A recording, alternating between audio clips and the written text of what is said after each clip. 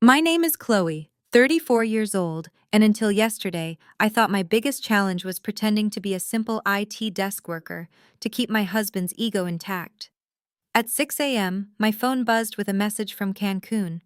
It was a photo of my husband David kissing my best friend Sarah on a five-star resort balcony. His text read, "I am running away with Sarah, my love. We are taking the money and never coming back." I stared at the screen, letting my friendship and 5-year marriage crumble. I only replied with 3 words. "Good luck, David." I did not shed a single tear. Instead, I calmly walked to my desk and opened my laptop. A few hours later, the police were pounding on my front door. Before I continue this story, let me know where you are watching from in the comments below. Hit like and subscribe if you have ever had to destroy a toxic partner who underestimated your worth. At 6:05 a.m., I sat in the dim light of my home office. David thought he had married a low-level help desk employee who fixed printers for a modest wage. He had no idea my mundane job was merely a front. In reality, I am the CEO of Vanguard Cyber and Data Recovery, a top-tier security firm handling digital infrastructure for powerful corporations. David assumed I was completely dependent on his income. He assumed wrong. My fingers flew across the keyboard. I bypassed standard banking portals, accessing back-end security protocols I designed. First, I targeted our joint accounts. With 3 keystrokes, I initiated a total asset freeze. Next, I tracked the corporate platinum card David was using to fund his illicit getaway. Watching the live ledger, I saw him attempt to charge a $4,000 champagne breakfast and a private yacht. I flagged the card stolen and locked the account, watching the transaction status turn from pending to declined. I imagined the look of sheer panic on his face as the hotel concierge handed the card back. He was stranded with a woman who only loved him for money he suddenly lacked. I made a cup of black coffee and showered.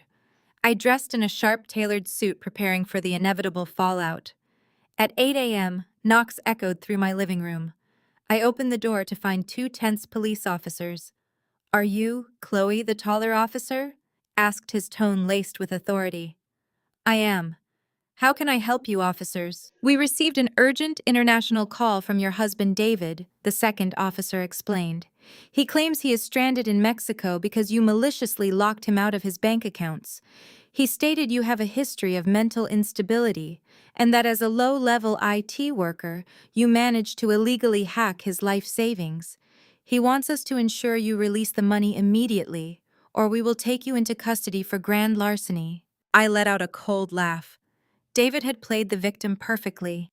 He thought the police would intimidate me into unlocking the accounts so he could run off with Sarah. "Officers, please come inside," I said smoothly. "I think you need to see what is going on here before you threaten me with handcuffs." They expected to find an erratic, hysterical woman surrounded by computer parts. Instead, I walked them over to what appeared to be a blank wood-paneled wall. I pressed my thumb against a biometric scanner hidden in the molding. The wood paneling slid apart silently, revealing a massive smart monitor spanning the entire wall. The officer's jaws dropped as complex financial routing matrices, live global data feeds, and encrypted banking nodes illuminated the room. "My husband is a liar," I stated plainly, tapping the screen to bring up the account David had been trying to drain.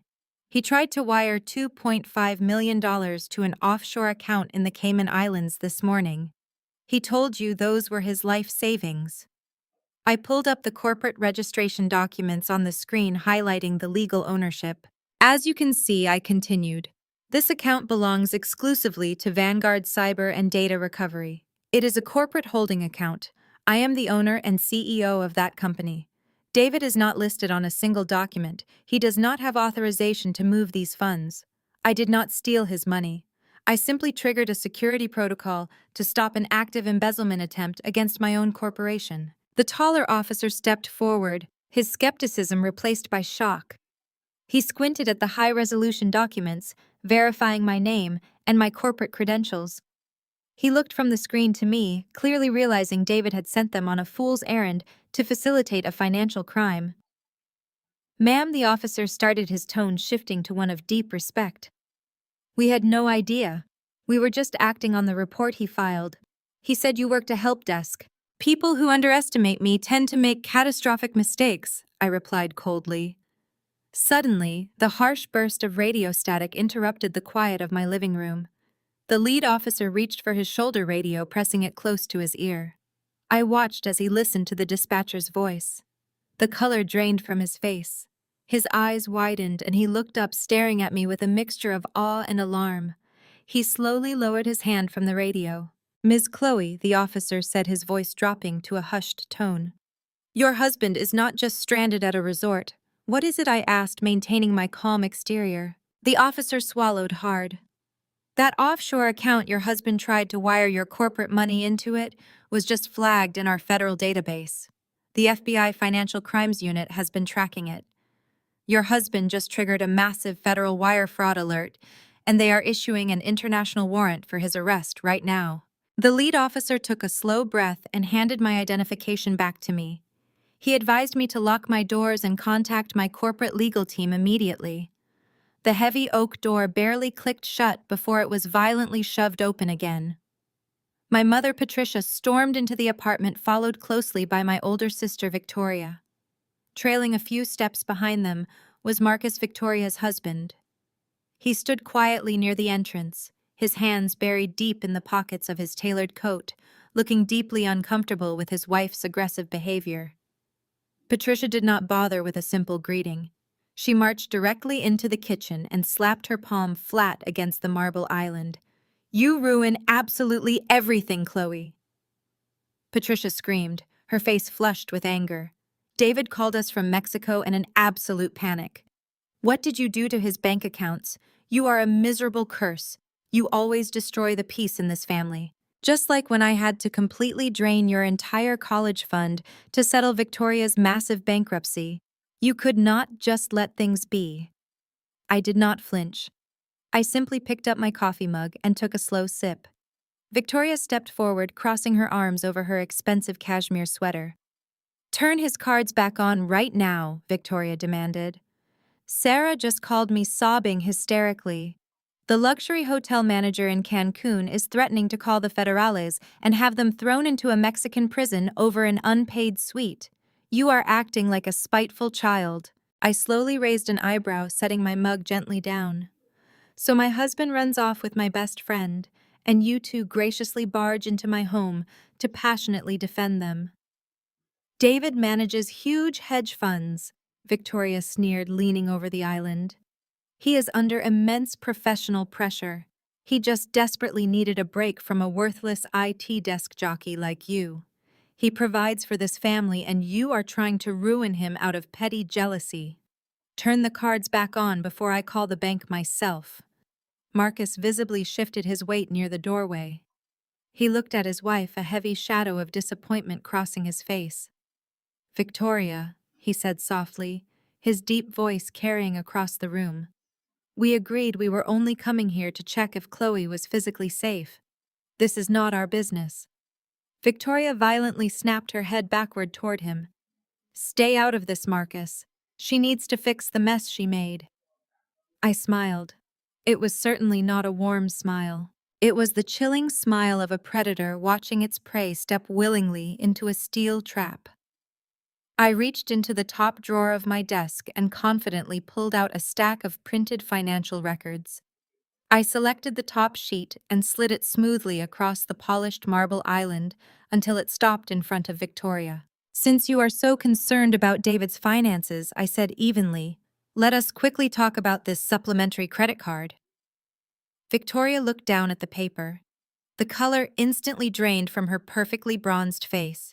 She frantically snatched the paper up, trying to crumple it, but Marcus had already closed the short distance between them. He forcefully reached out and gently but firmly took the statement from her violently trembling hands. Marcus carefully scanned the detailed document. His dark eyes narrowed suspiciously as he read the heavily highlighted lines. "What exactly is this?" Victoria, Marcus asked, his voice dangerously quiet. "This statement clearly shows $30,000 in absurd charges over the last 2 months. Designer boutiques, expensive spa retreats, luxury handbags. You specifically told me your design business was finally turning a steady profit and paying for these ridiculous things. Victoria stammered nervously, stepping back. Marcus, it is just a stupid misunderstanding. David lets me use it for sudden emergencies. I leaned forward, resting my hands comfortably on the cool marble. David does not pay that bill, Victoria. I personally do. That card is tied directly to my main corporate account. You have been secretly funding your lavish lifestyle with the money of a worthless IT desk jockey. I heavily subsidize your clothes. I completely pay for your luxurious vacations. And as of 10 minutes ago, that card is permanently canceled. Good luck funding your next shopping spree. Patricia loudly gasped, frantically clutching her chest as if I had physically struck her. How dare you ever speak to your sister that awful way? We are your family. You owe us deep respect. Before I could tell my enraged mother exactly what I thought of her twisted version of respect, a shrill ringtone pierced the thick tension in the room.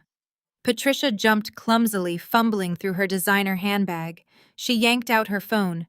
The screen displayed an incoming video call from Sarah. "Answer it!" I firmly commanded, my voice leaving no room for argument. Patricia swiped the screen, her fingers shaking. Sarah's panicked, tear-streaked face filled the entire display. The tropical sun glared behind her, illuminating the luxurious resort balcony.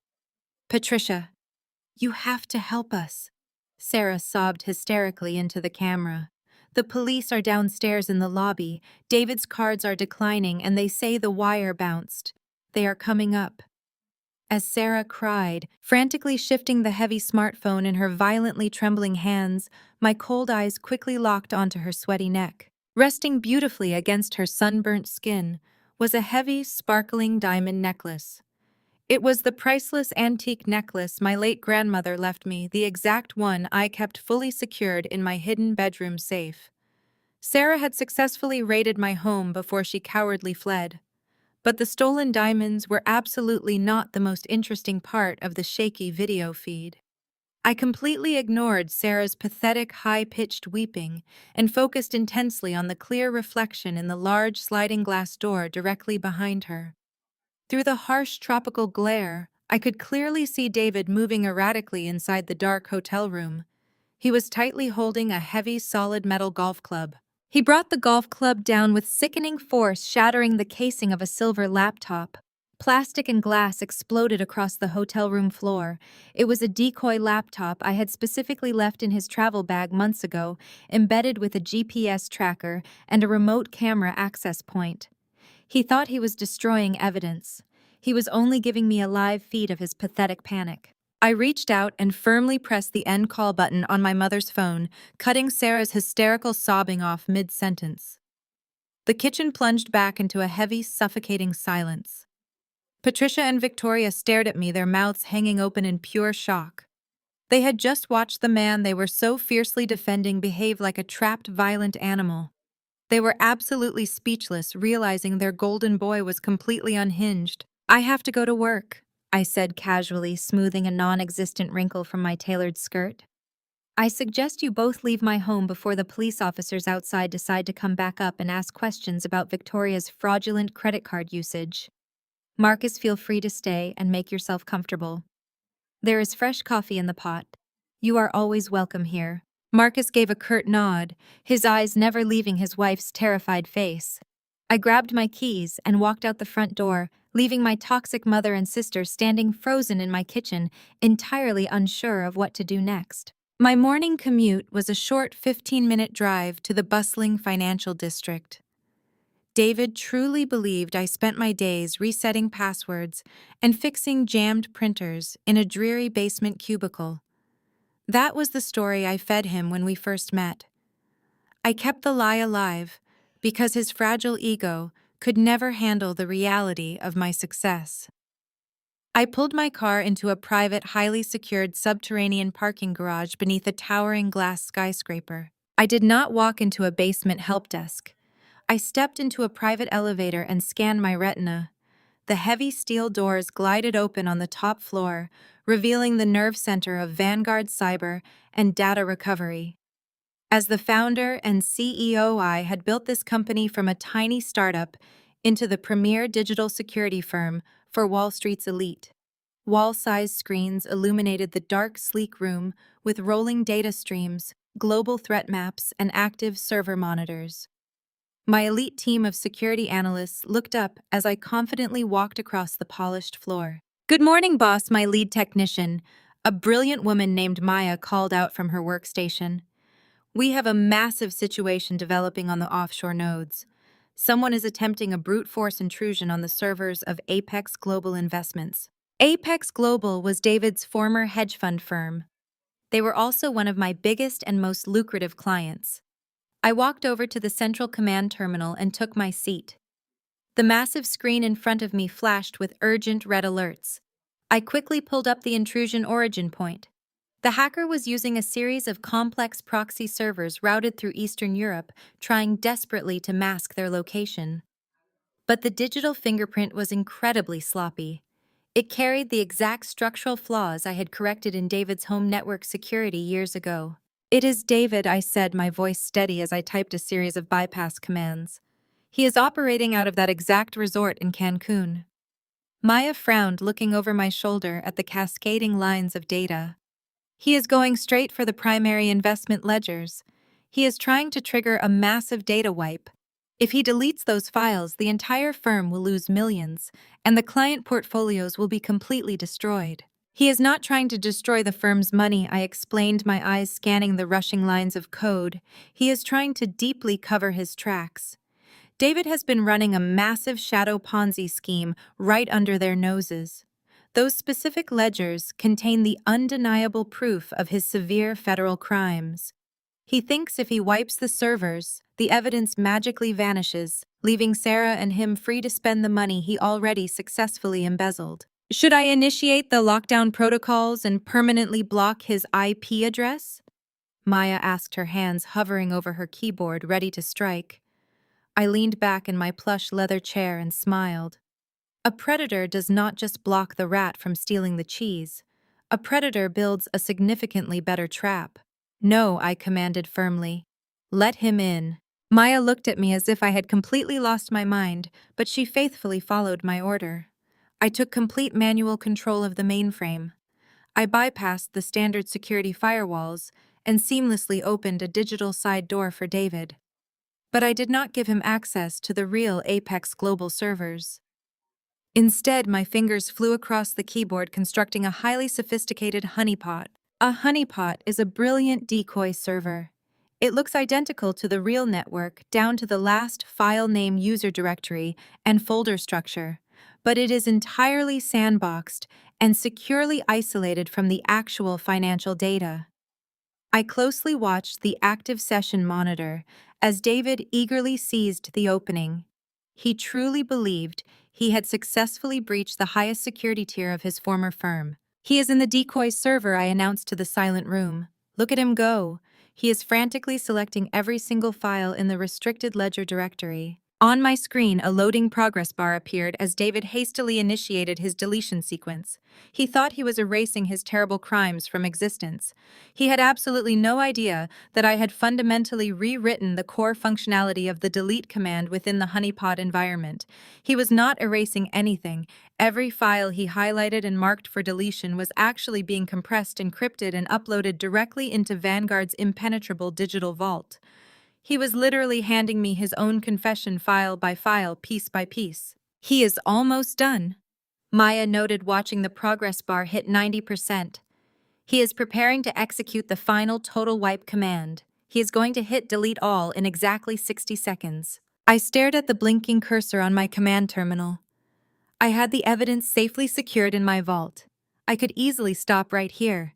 I could hand the drive over to my lawyers and let the slow, tedious legal process take its natural course. But David had deeply humiliated me. He had betrayed my marriage, slept with my best friend, and tried to frame me for grand larceny.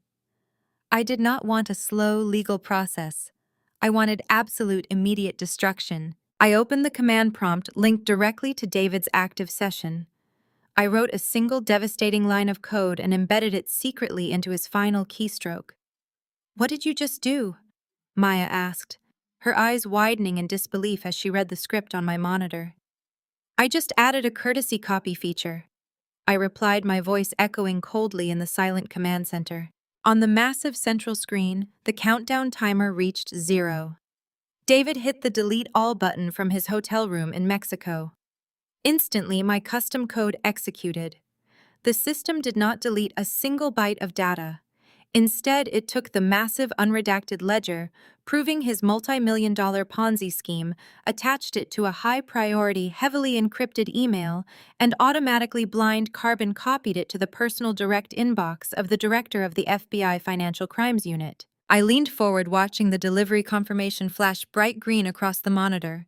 The trap had just snapped shut. I watched the delivery confirmation flash bright green across the monitor. The trap had just snapped shut. David was officially a massive federal target. I leaned back in my plush leather chair, feeling a profound sense of absolute peace settle over my shoulders. Maya stared at the screen, her mouth slightly open in awe as the secondary alerts began to populate, indicating that the federal servers had successfully received and opened the encrypted package. I stood up and smoothly straightened my tailored jacket. I instructed my elite team to maintain a total lockdown on the decoy server and record every single frantic keystroke David made as he slowly realized his entire life was over. I walked out of the Vanguard command center, took the private elevator down to the highly secure underground garage, and slid into the driver's seat of my car. The morning had already been incredibly productive, but I knew my deeply toxic family was not finished with me yet. I drove across the bustling city toward my private residence.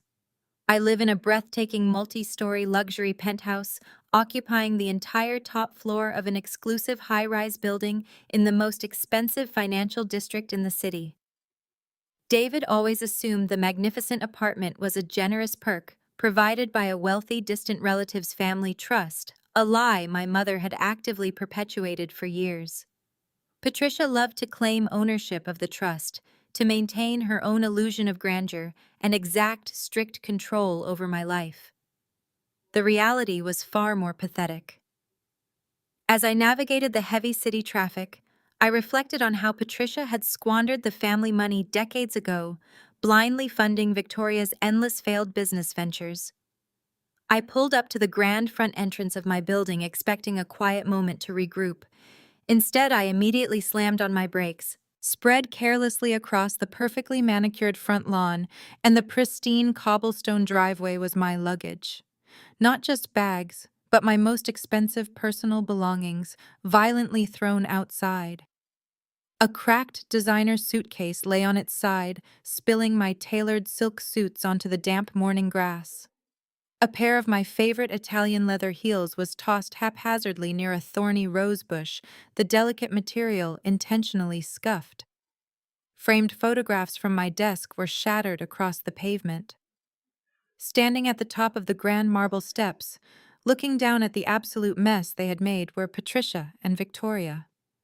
Their arms were tightly crossed over their chests, and identical smug sneers painted their faces. They looked incredibly proud of their malicious handiwork. I calmly stepped out of my car, my heels clicking sharply against the cobblestone. I did not rush toward them. I did not scream or demand answers. I walked up the pathway, looking at my scattered clothes with total icy detachment. Patricia stepped forward, her chin raised in a pathetic display of manufactured authority. "Do not bother trying to go inside, Chloe," she declared loudly, ensuring the building's valet staff and passing pedestrians could clearly hear her. "This magnificent penthouse belongs exclusively to the family trust. Since you clearly cannot even keep a husband and are now bringing massive financial embarrassment to our prestigious name, I am officially revoking your lease. You are a complete disgrace to this family." Victoria stepped up right beside our mother, violently flipping her hair over her shoulder. She looked down at me as if I were a pest that desperately needed to be exterminated. "Mom is completely right, Chloe. You do not deserve to live in a space this grand while your life is a total disaster. I need this penthouse anyway. My creative vision requires the perfect natural lighting, and I am going to use the entire top floor as my new exclusive art studio. You have until noon to gather this garbage off the lawn and disappear from our property. Find a cheap, tiny apartment closer to your little help desk job. It is exactly where you belong. I stopped at the base of the grand marble steps. I looked at Patricia, a woman who had spent my entire life taking credit for my hard work while actively trying to destroy my self-esteem. I looked at Victoria, a spoiled, entitled woman who possessed absolutely no artistic talent and had never worked a single honest day in her miserable life. They truly believed they held the ultimate power over me. They truly believed they could simply discard me onto the street like trash. I did not bother to argue with their ridiculous demands. I did not raise my voice or shed a single dramatic tear. I simply stared at them, letting their toxic arrogance fill the quiet morning air. I reached into the pocket of my coat and pulled out my smartphone. I calmly dialed a specific internal extension and pressed the speakerphone button, holding the device up so the crisp audio would carry perfectly. The line rang exactly twice before a deep, authoritative voice answered. "Security desk, this is Chief Harrison speaking. How can I assist you this morning?" "Good morning, Harrison," I said smoothly, keeping my cold eyes locked dead onto my mother's suddenly nervous face. "We have a minor situation at the main entrance. There are currently 2 unauthorized trespassers standing on my front porch. They have also vandalized my personal property and scattered it across the lawn. I need you to dispatch a full security detail immediately and have them forcefully escorted off the premises. If they resist in any way, you are fully authorized to contact the local police and press criminal trespassing charges against both women." Patricia let out a loud, mocking laugh, stepping closer to the edge of the stairs. She dramatically waved her hand at my phone, her face twisted in a condescending grimace. "You are making a complete fool of yourself, Chloe. Go ahead and send your little security guards, Harrison. I am Patricia, the head of this family. I hold the ultimate deed to this property through our private family trust. I have the supreme authority here, and I am ordering you to remove this hysterical woman from my property immediately. Do your job right now before I have you permanently fired and blacklisted from this city." The quiet static of the open phone line hung heavily in the air for a few agonizing seconds. Patricia crossed her arms again, waiting for the security chief to blindly obey her arrogant command. When Harrison finally spoke, his voice was dangerously flat, completely devoid of any respect for the woman demanding his obedience. "I am deeply sorry, ma'am," Harrison replied over the speaker, his words echoing clearly across the grand entrance. "But you have absolutely zero authority here.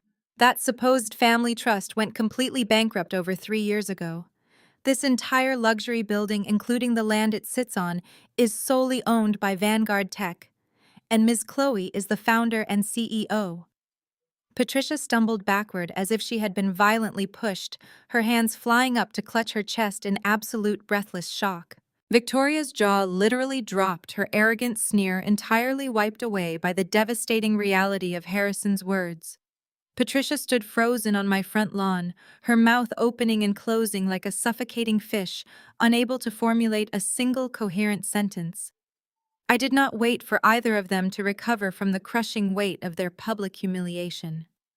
I smoothly slipped my phone back into my pocket, stepped carefully around my scattered designer belongings, completely ignoring the expensive silk and leather littering the damp morning grass, and walked purposefully through the grand glass doors of my building. Let them clean it up, or let the groundskeeper throw it directly into the industrial dumpster. I had far more pressing matters to attend to.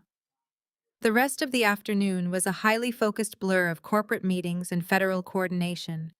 The FBI had officially seized David's decoy uploads from my server vault, and the digital net was rapidly closing around his Mexican hideout. By the time I finally returned to my penthouse late that evening, the physical mess on my lawn had vanished, likely hauled away by a terrified Patricia. I poured myself a small glass of aged scotch and watched the city lights flicker far below my balcony. I reasonably assumed the chaotic family drama was paused for the night. I assumed entirely wrong. At exactly midnight, a soft, urgent knock echoed heavily from my solid oak front door. I frowned instantly, setting my crystal glass down on the mahogany side table.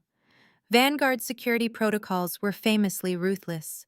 They usually intercepted anyone long before they even reached the private elevator leading to the top floor. I walked briskly to the advanced security monitor panel mounted in the hallway and pulled up the exterior camera feed.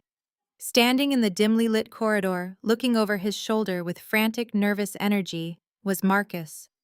My African-American brother-in-law wore a dark, heavy trench coat thrown hastily over simple sweatpants, a stark and jarring contrast to his usual perfectly tailored surgeon attire. He looked physically exhausted and deeply troubled. I pressed the two-way intercom button. "Marcus, it is incredibly late. How did you get past the lobby security detail?" "I told Harrison I was a listed medical emergency contact," Marcus replied, his deep voice hushed and slightly raspy. "Chloe, please open the door. I need exactly 5 minutes of your time." I slipped away while Victoria was deeply asleep. "I have something you need to see immediately." I disabled the primary biometric locks and pulled the heavy door open. Marcus quickly stepped inside the penthouse, bringing the sharp, cold night air in with him. He did not bother with typical family pleasantries or small talk. He reached deep into the inner breast pocket of his trench coat and carefully pulled out a small, incredibly heavy object. He held his palm flat and open under the recessed hallway lighting. Resting securely on his dark skin was a heavily encrypted brushed steel USB drive. It was absolutely not a standard commercial flash drive. It was military-grade hardware specifically designed to permanently self-destruct and melt its own core if tampered with incorrectly. I recognized the titanium casing immediately. I stared at the highly secure drive, then looked directly up at Marcus. "Where exactly did you get this, Marcus?" I asked, my voice naturally dropping to a cautious whisper. He let out a heavy, weary sigh, closing his hand tightly around the metal drive for a brief moment before holding it out to me again. "I found it expertly hidden inside a false bottom in Victoria's personal wall safe," he explained, his intense eyes meeting mine with profound gravity. "I have spent years quietly watching how your toxic mother and sister treat you, Chloe. I have always deeply respected your quiet resilience. You never viciously retaliated. You just built your own massive empire. But today, when I saw that corporate credit card statement, I realized Victoria was entirely out of control. When we got back to our house, she took heavily sedating sleep medication to calm her frantic nerves. I cracked her safe looking for more hidden financial liabilities. I found this instead." I gently took the cold steel drive from his hand. It felt incredibly heavy with unspoken, dangerous secrets. "Why bring it to me?" I asked, turning and leading him down the hall into my secure home office. "Because of what I briefly saw on her laptop screen before she frantically locked it away," Marcus stated, following me closely into the room. "They did not just run away, Chloe. David and Victoria have been actively communicating through encrypted messaging channels for months. David running off to Mexico with your best friend Sarah was just a highly orchestrated, messy distraction to keep you emotionally occupied. David and Victoria have been planning something much darker, and it directly targets your company." My blood ran completely cold. Victoria had always been greedy, shallow, and incredibly vicious, but corporate espionage was an entirely different level of tactical warfare. She fundamentally lacked the technical intelligence to orchestrate a digital attack against a fortress like Vanguard. But David had the financial access, and Victoria had unrestricted physical access to my personal life and home. Together, they were a uniquely toxic and dangerous combination. I sat down quickly at my state-of-the-art command terminal. The heavy desk was custom-built, housing a secondary offline mainframe I exclusively used for highly classified data recovery and forensic analysis. I firmly inserted the brushed steel drive into the secure diagnostic port. The massive monitor immediately flashed bright red. A complex encryption firewall materialized on the screen, aggressively demanding an elite sequence override to prevent data corruption. I typed a rapid series of backdoor commands, easily bypassing the initial commercial-grade security protocols within seconds. But then the screen went entirely black. A single glowing white prompt appeared in the absolute center of the monitor. It was not asking for a standard text password or an alphanumeric decryption key. It was a hard-coded biometric lock. A small, hidden fingerprint scanner suddenly illuminated on the side of the USB drive, glowing with a soft, pulsing blue light. I leaned back in my leather chair, narrowing my eyes at the malicious hardware.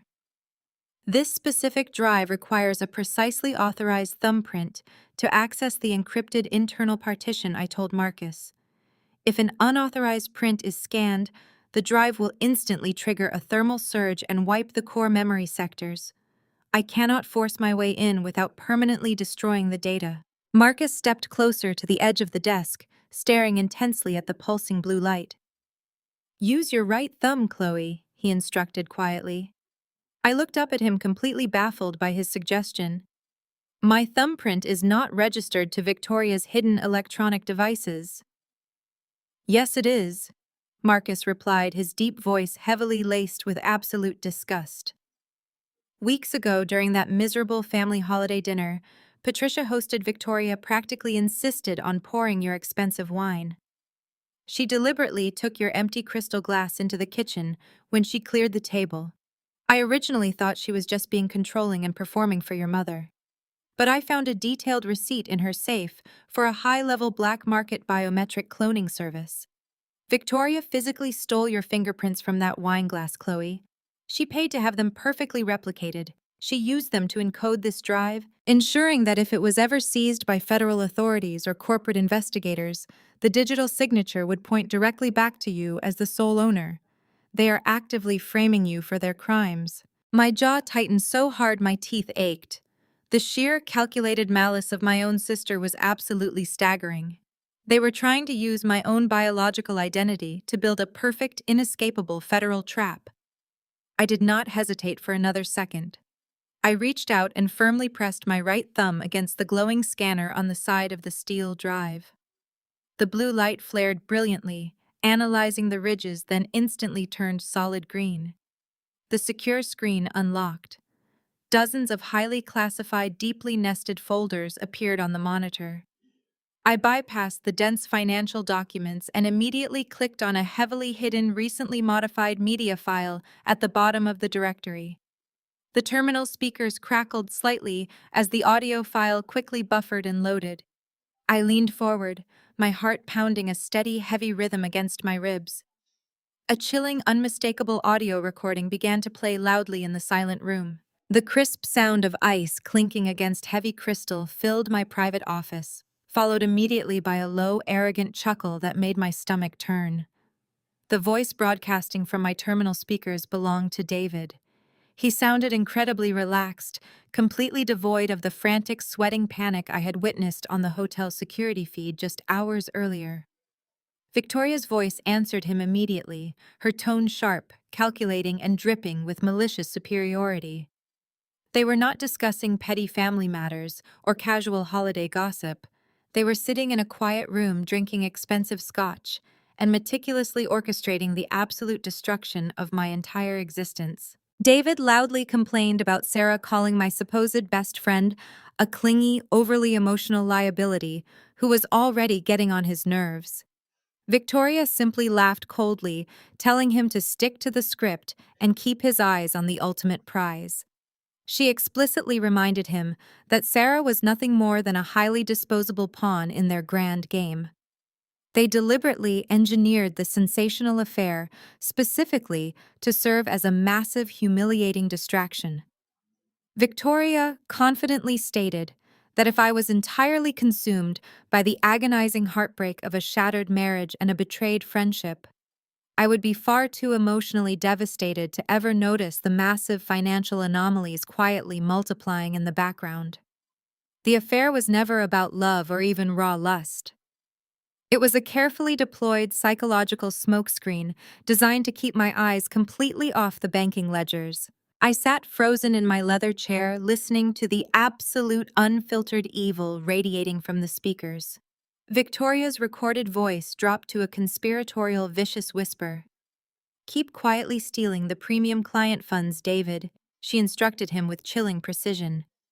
drain the primary corporate accounts dry, and funnel everything directly into the untraceable offshore shells we established in the Caymans. I have the secondary phase completely handled on my end. I am getting Mom to sign the emergency medical proxy tomorrow afternoon. On the recording, David hesitated, asking if Patricia would actually go through with such a severe, life-altering legal maneuver against her own flesh and blood. Victoria let out a sharp, cruel bark of laughter that echoed off my office walls. Mom will do absolutely whatever I tell her to do, Victoria sneered confidently. I have already convinced her that Chloe has suffered a total psychological breakdown from the stress of the divorce. We will officially declare her legally insane and completely unfit to manage her own physical or financial affairs. We will have her quietly institutionalized in a locked private facility upstate. Once a judge grants me total legal conservatorship over her estate, we will aggressively liquidate her pathetic little IT savings, completely take over her corporate assets, and split the final payout 60-40. The sheer clinical horror of their ultimate plan hung heavy in the cold air of my command center. My own flesh and blood did not just want to steal my money. My older sister and my husband actively conspired to strip away my basic human rights, lock me inside a psychiatric ward against my will, and drug me into permanent submission, all so they could raid what they mistakenly believed was a modest middle-class savings account. They were completely unaware that my highly secured corporate assets were actually valued in the tens of millions. Their greedy, pathetic ignorance was the only reason they had not simply hired a professional hitman instead. I reached out and forcefully slammed my hand against the keyboard, instantly pausing the vile recording. The sudden heavy silence in the room was absolutely deafening. I slowly turned my heavy leather chair to look directly at Marcus.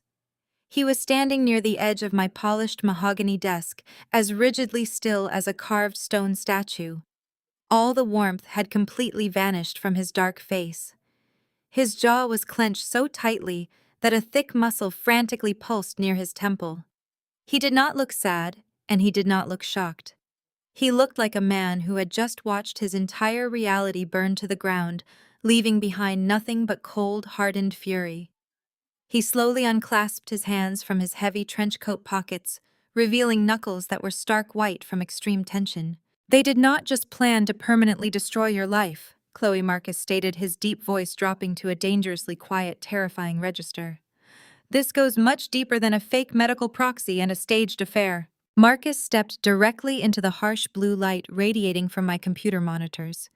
Victoria desperately needed massive financial collateral to silently guarantee David's heavily fraudulent offshore loans before the international holding banks would approve the initial wire transfers.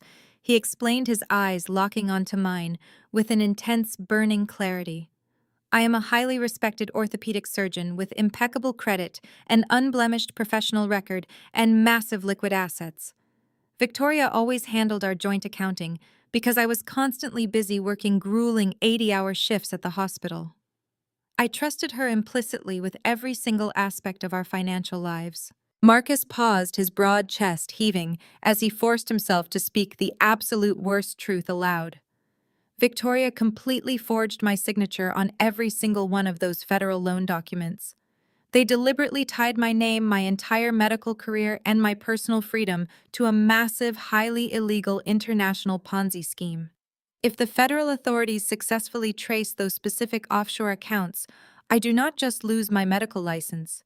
I go to a maximum security federal prison for the rest of my natural life." The full devastating scope of their dark conspiracy was finally exposed under the bright fluorescent lights of my secure office. Victoria and David were willing to casually destroy anyone who stood between them and absolute wealth. They had drastically underestimated my technical capabilities, and they had severely misjudged Marcus. He was no longer just the quiet, compliant husband standing politely in the background of toxic family gatherings. He was a deeply betrayed, highly intelligent man fighting for his absolute survival, and he possessed unrestricted physical access to Victoria's home, her private devices, and her deepest secrets. I slowly stood up from my command terminal, looking directly into the cold, calculating eyes of my brother-in-law. I extended my right hand across the polished mahogany desk. Marcus did not hesitate for a single fraction of a second. He reached out and gripped my hand with a crushing, powerful force. We did not need to speak the words aloud. The devastating, unstoppable alliance was instantly formed. Marcus and I stood in the harsh blue light of my command center, our hands locked in a grip that forged a devastating, unstoppable alliance. There was no need for dramatic declarations or lengthy discussions. We both knew exactly what had to be done next. I immediately transferred a clean encrypted copy of the biometric audio files to an offline drive and handed it directly to Marcus for absolute safekeeping. I then initiated a total asset relocation protocol for my own safety and strategic advantage. If Victoria and David were desperate enough to actively plot my institutionalization and steal millions in client funds, they would inevitably panic when the money completely stopped flowing. David was already a massive federal target.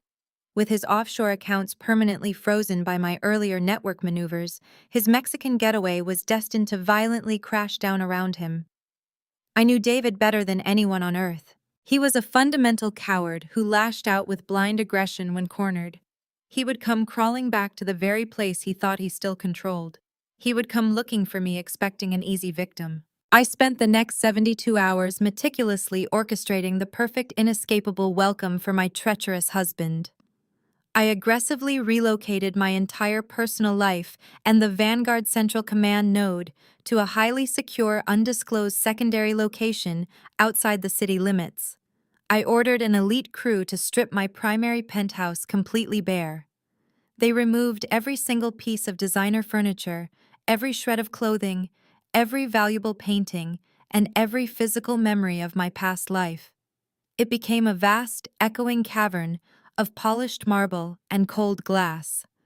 Then I personally rewired the smart home security system, integrating Vanguard's most aggressive lockdown protocols, and waited.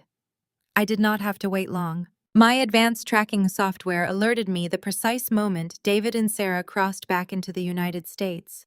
It was a spectacular, pathetic downward spiral of epic proportions. Federal authorities had heavily flagged their passports the exact second Vanguard reported the initial financial anomalies to the Cybercrime Division. The Mexican resort management, alerted to his suddenly frozen corporate credit cards, had unceremoniously kicked them out onto the street with zero warning. My security feeds captured their miserable, desperate arrival at my building late Tuesday night. I sat in my new remote command center sipping a cup of black coffee, watching the high-definition surveillance footage with absolute icy detachment. David looked entirely haggard, his expensive vacation clothes heavily wrinkled and stained with nervous sweat. Sarah, the supposed grand love of his life, and his highly disposable pawn trudged miserably behind him. She was crying uncontrollably, her face heavily streaked with ruined makeup dragging a single scuffed suitcase. They were violently arguing in the private elevator. I cranked up the audio feed to listen to their pathetic demise. David viciously hissed at Sarah to shut her mouth, blaming her entirely for the rapid deterioration of their grand escape. Sarah wailed loudly, accusing David of lying to her about his massive wealth. She screamed that Victoria was supposed to have wired them the emergency funds yesterday. David violently grabbed her arm, completely dropping his charming facade, and told her Victoria was clearly dealing with a minor banking delay. He arrogantly assured Sarah that once he got upstairs and forced me to unlock the primary accounts, everything would be perfectly fine. They stepped out of the private elevator and approached the heavy oak front door of my penthouse. David arrogantly punched his old master code into the digital keypad. I had intentionally left his specific access credentials active. I wanted him to walk willingly into his own federal trap. The heavy deadbolts clicked open, and David violently shoved the door wide, practically dragging a sobbing Sarah inside the dark foyer. He stormed down the hallway, screaming my name, fully expecting to find a shattered, cowering woman desperate for her husband to return. "Chloe, get out here right now!" He bellowed, his voice echoing unnaturally loudly off the bare marble floors. "I am completely shutting down your little temper tantrum. You are going to fix these bank accounts immediately, or I am calling the lawyers and having you committed." He stormed toward the master's suite, moving with the aggressive, entitled energy of a man who firmly believed he still held absolute power over my existence. He viciously kicked the heavy bedroom door open, the wood cracking sharply against the doorframe. He charged inside, ready to unleash a torrent of abusive demands. Then he instantly froze in his tracks. Sarah bumped hard into his back, letting out a confused, wet gasp. The massive master bedroom was completely flawlessly empty. There was no bed. There were no curtains. The custom walk-in closets were entirely stripped down to the bare drywall. The entire luxury penthouse was a hollow, echoing shell. David spun around frantically, his eyes darting across the empty space, his arrogant sneer rapidly melting into profound, wide-eyed confusion. "What the hell is this?" he muttered, his voice trembling as the raw reality of the situation began to slowly penetrate his thick skull. Before he could take another step toward the hallway, the phantom defense system fully engaged. Heavy reinforced steel security shutters instantly dropped down over the floor-to-ceiling windows, sealing the entire penthouse in absolute darkness for a terrifying split second. Then the Vanguard smart home system violently slammed every single interior and exterior door shut simultaneously. The mechanical shriek of heavy-duty deadbolts sliding into place echoed through the empty apartment like the slamming of iron prison bars. David lunged forward violently, yanking on the bedroom door handle, but the reinforced titanium mechanism did not even budge a single millimeter. Sarah began to scream in raw, unfiltered panic, beating her fists uselessly against the solid wood panels. Suddenly, a soft mechanical hum filled the center of the massive empty living room just outside the bedroom door. A series of hidden high-powered projectors dropped silently from the ceiling recesses. A crisp, three-dimensional holographic projection of me flickered brilliantly to life, illuminating the dark space with a cool, highly intimidating blue light. I had recorded the message hours earlier wearing a tailored power suit and a look of absolute unbothered serenity. David and Sarah stumbled backward through the open bedroom doorway, staring at my towering digital ghost in absolute horror. The holographic version of myself calmly smoothed a non-existent wrinkle from my jacket and looked directly down at their pathetic, trembling forms. I slowly raised my left wrist, casually checking my expensive watch, and allowed a sharp, incredibly cold smirk to paint my face. "Hello, David," my digital voice announced, crisp and perfectly amplified through the hidden surround sound speakers. "I hope you thoroughly enjoyed your brief, miserable little vacation. You have exactly 3 minutes before the heavily armed federal police units arrive to arrest you for a reported violent break-in at a highly secure Vanguard corporate property. Run." The holographic image instantly vanished, plunging them back into the dim red emergency lighting.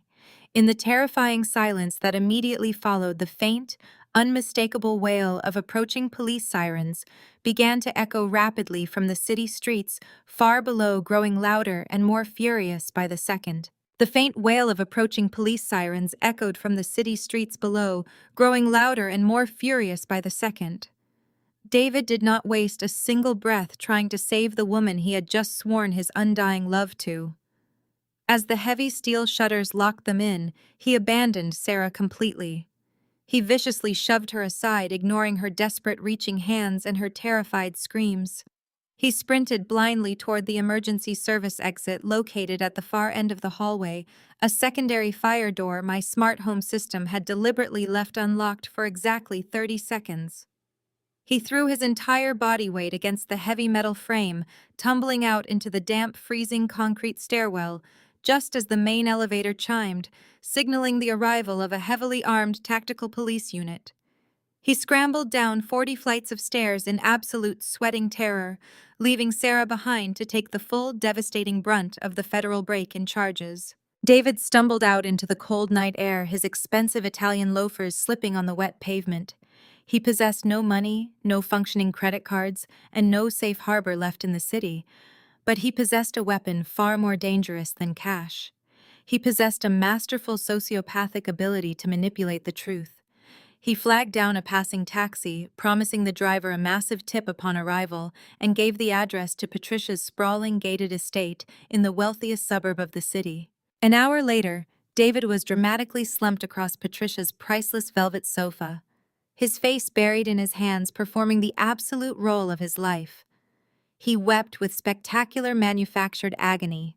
Patricia rushed around her opulent drawing room, frantically ordering her night staff to bring hot tea and strong brandy for her poor, suffering son-in-law. Victoria sat elegantly in a nearby armchair, sipping a martini, watching David's pathetic performance with cold, calculating approval. They had quickly synchronized their stories through an encrypted message during his frantic cab ride. David looked up at my mother, his eyes perfectly bloodshot and wide with fake terror. "Chloe has completely lost her mind, Patricia." He choked out, his voice trembling with manufactured grief. "She suffered a total psychotic break. She has been secretly embezzling millions of dollars from her own corporate accounts and funneling them into untraceable offshore shells. When I accidentally discovered what she was doing, she violently snapped. She stole my personal savings, completely locked me out of our home, and intentionally rigged a terrifying high-tech trap to frame me for her own federal crimes. I barely escaped with my life tonight." Patricia gasped loudly, her hand flying to her pearl necklace in a dramatic display of aristocratic shock. She did not question a single ridiculous detail of his absurd story. She did not ask for proof. Patricia eagerly swallowed every single lie because it perfectly validated her lifelong, deeply toxic hatred of me. She had always desperately wanted to believe that my massive success was unnatural, that I was fundamentally broken, and that her golden child Victoria was the only sane, deserving daughter. "That ungrateful, vicious little psycho," Patricia hissed, her face contorting with absolute disgust. "I always knew her obsession with those computers would completely destroy her brain. She is a total danger to herself and this entire family." David sobbed louder, burying his face back into the velvet cushions, whining about how the federal authorities were likely already looking for him because of my elaborate frame job. Patricia immediately pulled out her diamond-encrusted smartphone. She dialed her most expensive, high-powered defense attorney, a ruthless legal shark who specialized in elite crisis management. Within 20 minutes, Patricia had completely bailed David out of his immediate legal jeopardy, utilizing her own vast network of corrupt judges and police commissioners to temporarily freeze any pending arrest warrants against him. She placed David under her own strict private legal protection. Victoria gracefully stood up from her armchair and walked over to her mother, placing a comforting, perfectly manicured hand on Patricia's shoulder. "We need to take absolute control of this narrative immediately," Mom Victoria stated smoothly, her voice laced with manufactured concern. "If the financial press catches wind of Chloe's complete mental breakdown before we secure the Vanguard accounts, the company stock will absolutely plummet. We need to show the city that the family is firmly in control, and that poor David is the real victim here." Patricia's eyes narrowed with sudden malicious inspiration. "You are exactly right, Victoria," she declared, her voice ringing with toxic authority. "We cannot wait for the lawyers to quietly institutionalize her. We need to make a massive, undeniable public statement. I am going to immediately fast-track the Vanguard Annual High Society Charity Gala. It was scheduled for next month, but we are moving it to this coming Saturday night." Victoria smiled, a cold reptilian curving of her lips. The Vanguard Gala was the absolute crown jewel of the city's elite social calendar.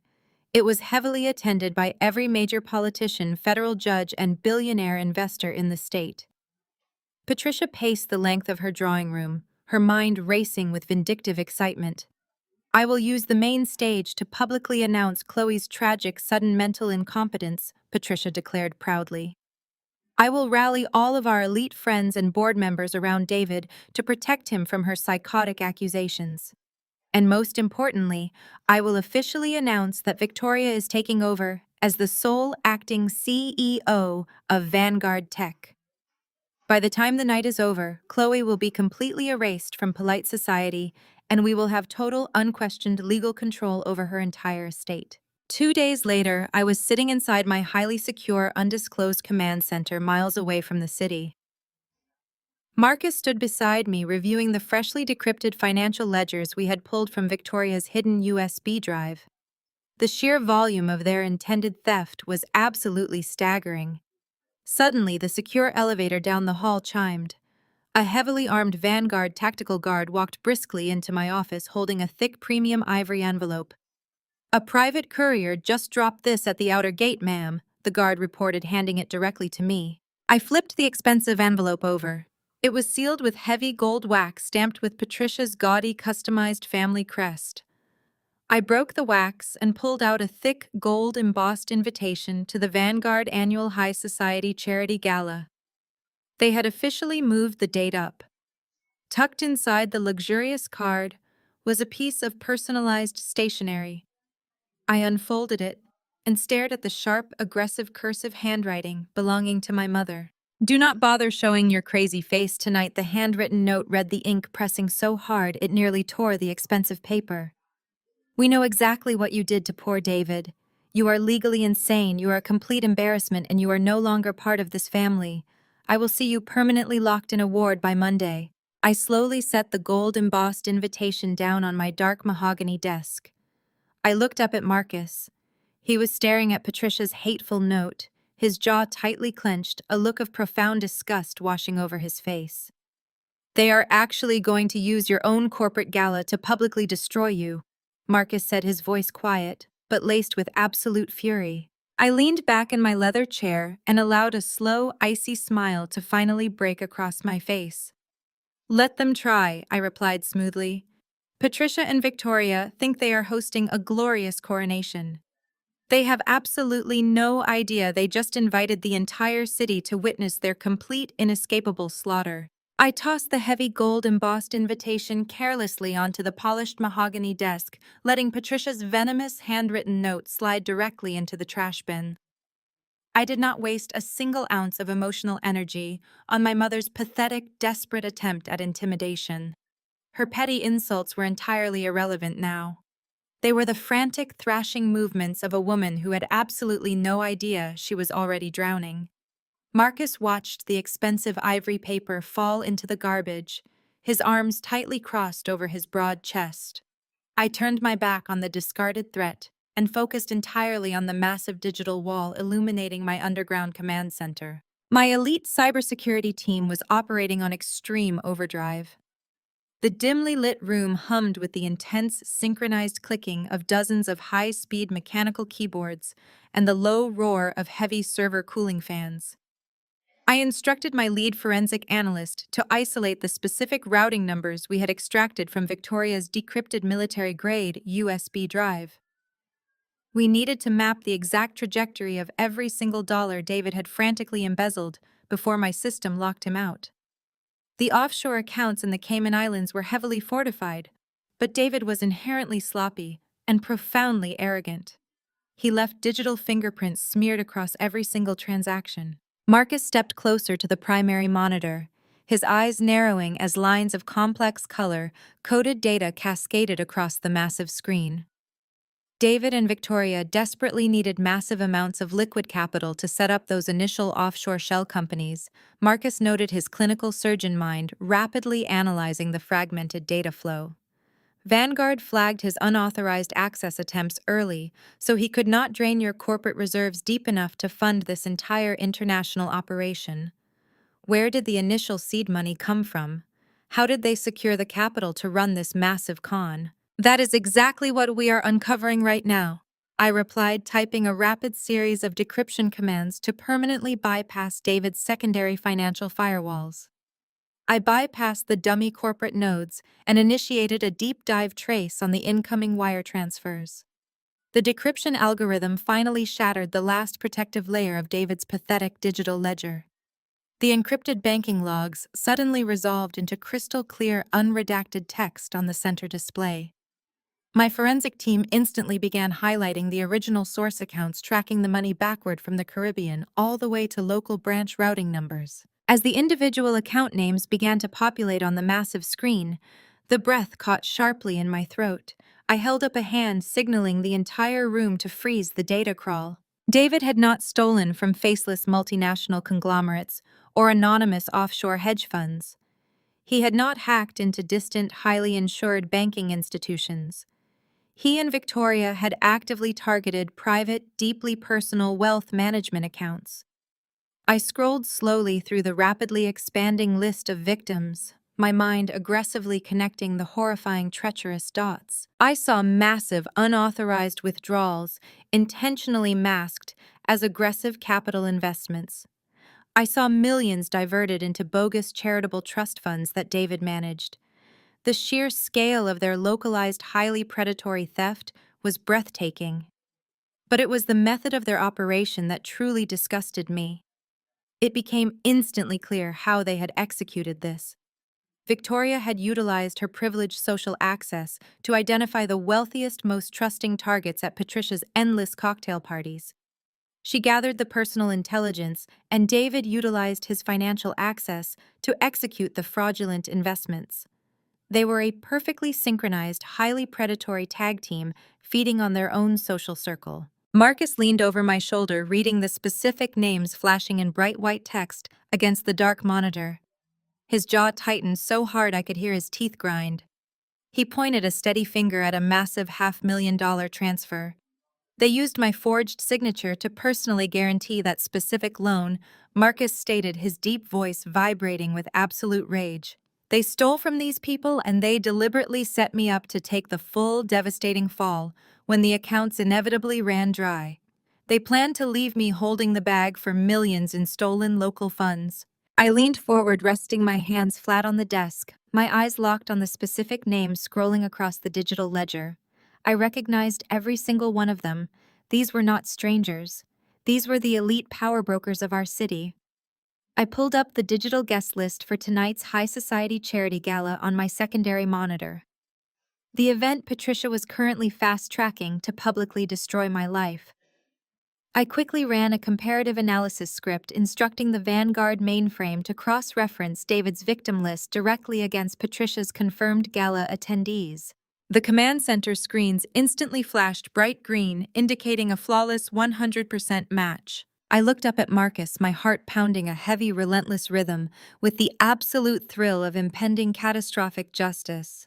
I tapped a key highlighting the consolidated victim list in bright, unavoidable crimson. David and Victoria did not just steal random corporate money. I stated, my voice echoing clearly through the quiet command center. They directly embezzled from Patricia's closest, most influential country club friends. They stole directly from the local mayor's private re-election fund. They completely drained the generational retirement accounts of the primary charity board members. I picked up the gold-embossed gala invitation from the edge of my desk and held it up to the monitor. They stole tens of millions of dollars from the exact people Patricia personally invited to attend tonight's gala. I said, a cold, dangerous thrill settling deep in my chest. Patricia is gathering the most powerful people in the state to publicly declare me insane, completely unaware that she is actually locking David in a room with the very people he just bankrupted. We are going to that gala, Marcus, and we are bringing the receipts. The heavy, reinforced steel doors of the underground bunker slid shut behind us, cutting off the relentless hum of the Vanguard command servers. I stepped out into the cavernous expanse of the secure subterranean parking garage. The air down here was frigid, thick with the scent of damp concrete and high-octane exhaust. My heels clicked sharply against the polished cement, echoing like gunshots in the vast, empty space. I walked toward the sleek, heavily armored black SUV idling in the shadows.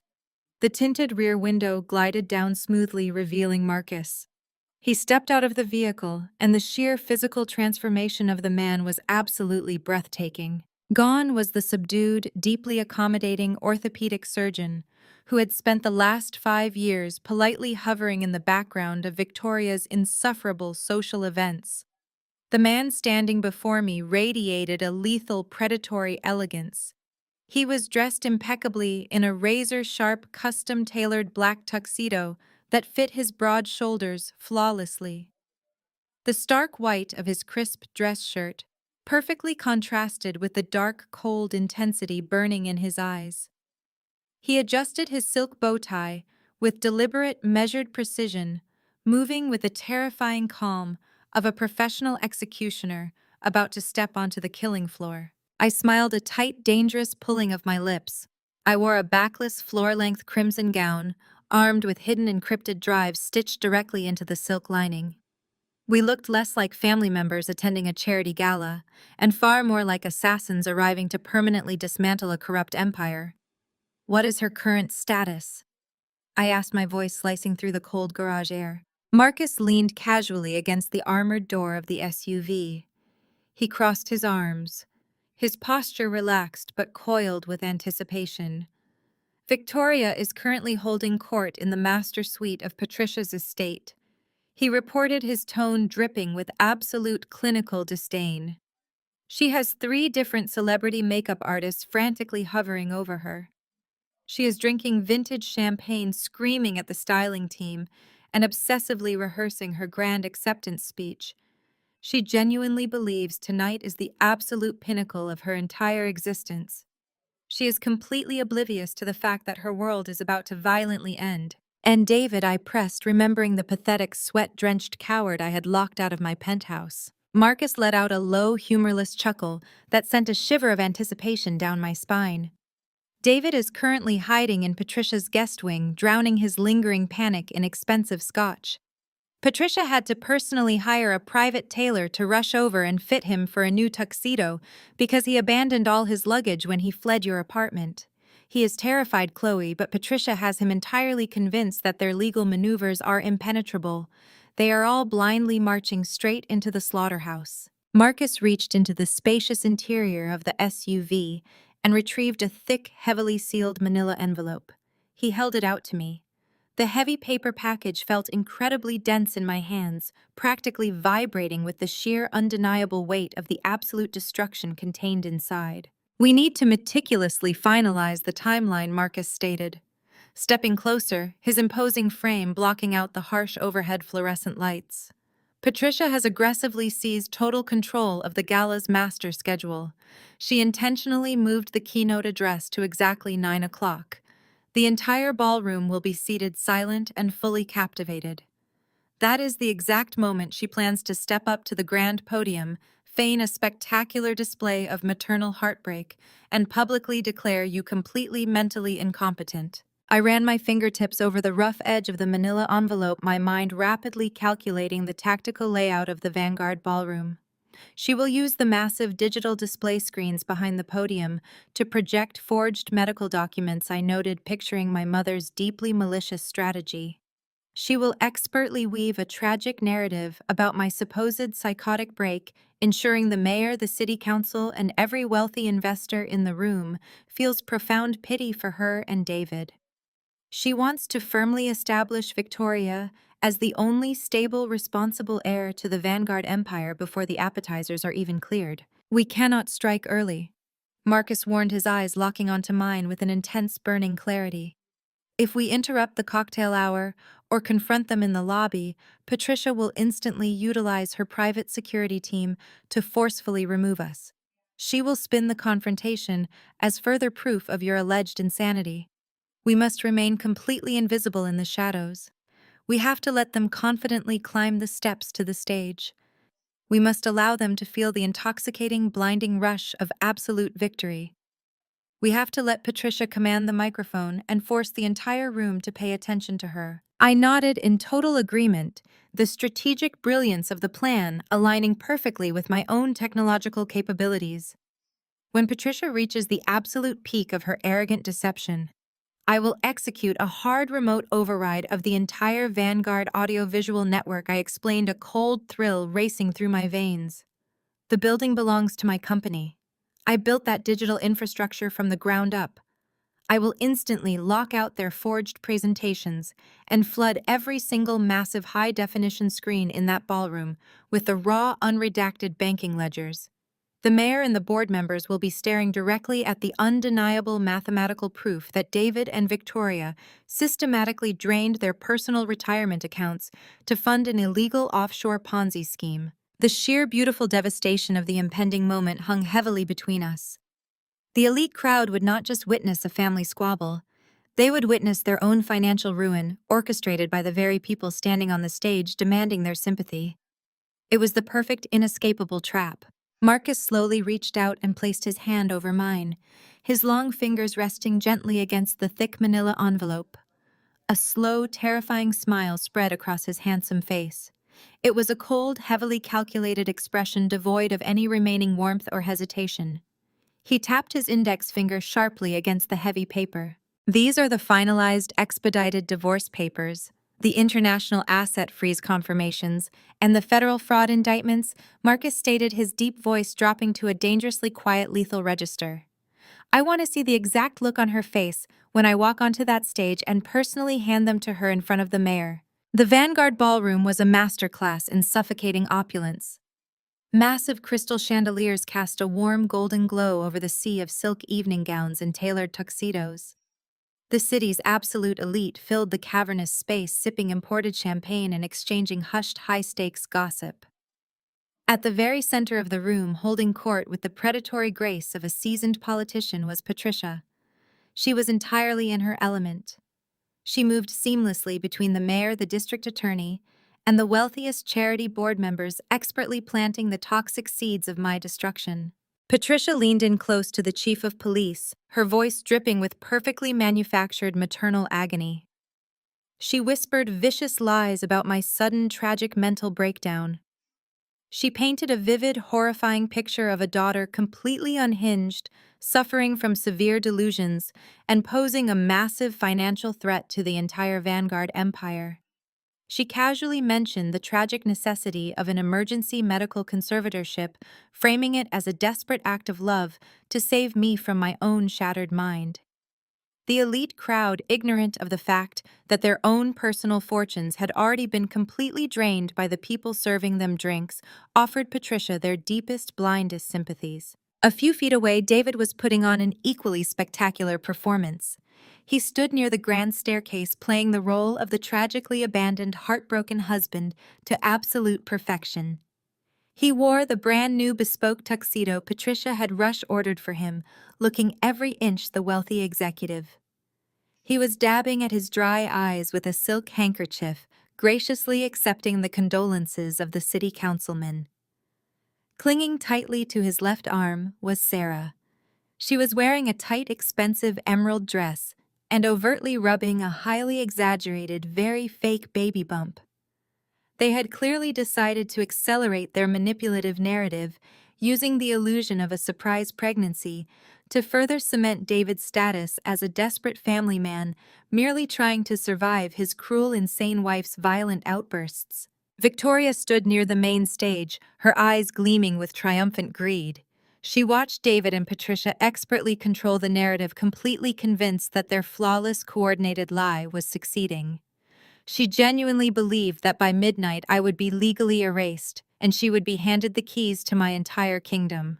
The soft, elegant melodies of the live string quartet swelled as Patricia gracefully glided up the steps to the main stage. She tapped the microphone, the sharp feedback instantly silencing the crowded ballroom.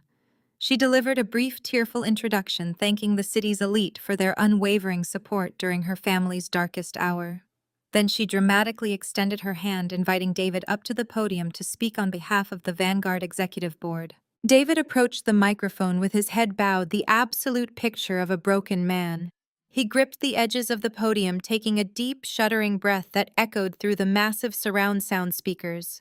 He looked out over the sea of wealthy faces, the very people he had secretly bankrupted just days prior, and began to spin his masterful web of deceit. He spoke about the heavy, crushing burden of loving someone whose mind had completely fractured. He explicitly told the crowd that I had stolen corporate funds in a fit of paranoid delusion. We are taking immediate, decisive legal action tonight to protect Vanguard and its valued investors. David announced, his voice echoing through the silent, captivated ballroom. My mother-in-law, Patricia, and I are filing the necessary paperwork to place my sick wife under a permanent locked medical conservatorship. For her own safety and for the financial security of everyone in this room, Chloe must be institutionalized. He paused, letting the heavy, dramatic silence wash over the crowd. He was right in the middle of his grand final push, preparing to officially introduce Victoria as the new interim CEO. That is the exact moment the heavy, solid mahogany double doors at the very back of the ballroom violently swung open. The heavy wood crashed against the marble walls with a deafening explosive crack that echoed like a gunshot. Every single head in the room instantly snapped toward the entrance. I stepped through the doorway, stepping directly into the blinding light. I was not wearing the mousy, invisible IT uniform my family had forced me into for the past decade. I was wearing a breathtaking razor-sharp crimson designer gown that swept across the polished floor like liquid fire.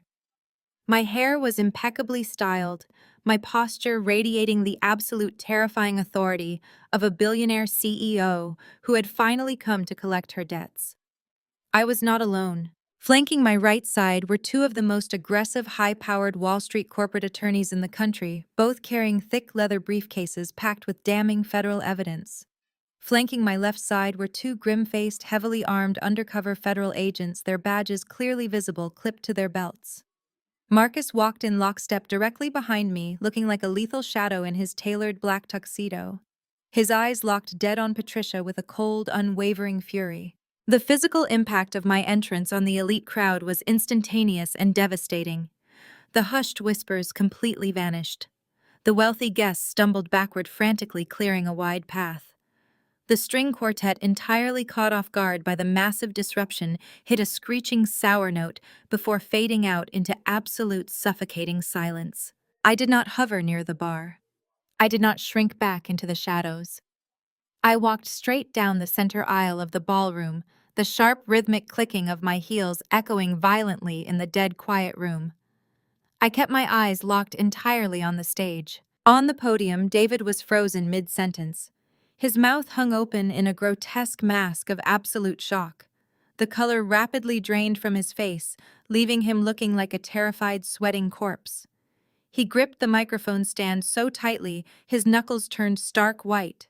He had just demanded that his sick wife be locked away, only to watch her march into the room, flanked by federal authorities. I did not break my stride until I reached the very front of the room. I stopped right at the edge of the main stage, tilted my head up, and smiled a cold, predatory smile directly into his terrified eyes. The suffocating silence in the ballroom shattered the instant Patricia registered my presence. The carefully constructed mask of a grieving, desperate mother dissolved, replaced by a twisted, visceral panic.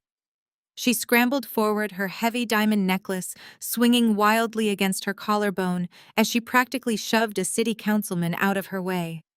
She pointed a trembling, manicured finger directly at my face, her voice pitching into a shrill, hysterical shriek that echoed off the vaulted ceiling. "Security! Remove this unstable woman immediately!" Patricia screamed, her eyes darting frantically toward the heavy-set men in cheap earpieces lining the perimeter. "Do not let her near the stage. She is deeply unwell. She is a violent danger to herself and to David. Restrain her." The hired guards lunged into action, abandoning their posts by the exits and pushing through the sea of bewildered, incredibly wealthy guests. They moved with aggressive, heavy footsteps, intending to physically drag me out of the building. Seeing the guards mobilizing, David suddenly found a pathetic, sickening burst of courage. He gripped the edges of the podium, leaning heavily into the microphone. He reached out with his left hand and violently yanked Sarah forward. She stumbled awkwardly, her high heels catching on the stage carpet before he pulled her flush against his side. Sarah immediately began to sob, a terrible, entirely unconvincing theatrical display, as she aggressively rubbed her hands over her very fake silicone baby bump. "Chloe, please." David begged, his voice cracking perfectly for the massive surround sound speakers. He looked down at me with an expression of manufactured terror. "Look at what you are doing. Sarah is carrying my child. We are terrified of you. I am begging you. Just surrender your medical proxy to your mother right now and get the urgent psychiatric help you desperately need." The collective gasp from the elite audience was audible. The mayor covered her mouth in shock, while several board members shook their heads in profound pity for the weeping man on stage. It was a masterful, deeply manipulative performance designed to permanently cement my status as a violent lunatic. It was also completely useless. As the lead security guard reached out to grab my shoulder, I did not flinch. I did not retreat. I elegantly sidestepped Patricia's grasping, desperate hands with the fluid grace of a dancer. I did not even look at her. Instead, I gave a sharp millimeter-precise nod to my legal team. The senior Wall Street attorney stepping forward was a terrifying force of nature. She wore a pristine, razor-sharp charcoal suit, and her expression was absolutely devoid of human emotion. She moved with lethal speed, stepping directly between me and the advancing security team. Before the lead guard could lay a single finger on my gown, she slammed a heavy, thick manila folder squarely into the center of his chest. He stumbled backward, looking down at the stark, undeniable seal of the United States District Court stamped across the heavy paper. "This is a federal injunction," the attorney stated, her voice slicing through the chaos like a frozen blade. "It is a direct, non-negotiable order from a federal judge. You will command your men to stand down immediately. If you attempt to touch my client, or if you interfere with this active federal investigation in any capacity, these agents will place you in handcuffs, and you will spend the next decade in federal prison." Do I make myself absolutely clear? The two undercover federal agents flanked me simultaneously, sweeping their jackets back just enough to reveal the heavy, dark steel of their issued sidearms. The message was unmistakable. The lead security guard went completely pale. He looked at the federal seal, looked at the weapons, and instantly threw his hands up in the air in a gesture of total surrender. He frantically signaled his team, and the hired muscle immediately backed away, completely abandoning Patricia. Patricia shrieked, demanding they do their jobs, but the guards refused to even make eye contact with her. Marcus stepped forward, his massive frame effortlessly blocking Patricia from taking another step toward me. He looked down at my mother, a cold, utterly merciless smile playing on his lips, daring her to try and push past him. Patricia froze, suddenly realizing she was entirely powerless. With the path completely clear, I turned my attention back to the stage. I did not take the stairs. I easily vaulted onto the edge of the elevated platform, my silk gown flowing flawlessly around my legs. I stood up tall, invading David's space. He recoiled violently, stumbling backward, until his spine hit the digital presentation screen behind him. Sarah let out a genuine squeak of fear, dropping the act entirely and cowering behind his shoulder. I walked calmly to the wooden podium. I reached around the polished surface, grasped the thick black audio cable connecting David's microphone to the main soundboard, and forcefully ripped it out of the jack. A sharp, deafening squeal of audio feedback pierced the ballroom, making half the audience cover their ears before the entire sound system went completely dead. The silence that followed was absolute. I opened my crimson silk clutch and pulled out a sleek, custom-engineered wireless microphone. I tapped the power button once. A tiny green light flared. The device instantly bypassed Patricia's local security protocols and paired flawlessly with the Vanguard master mainframe. I looked out at the sea of terrified, captivated faces. I locked eyes with the mayor, then the chief of police, and finally the senior board members of the Vanguard Charity Trust. A conservatorship for an IT worker.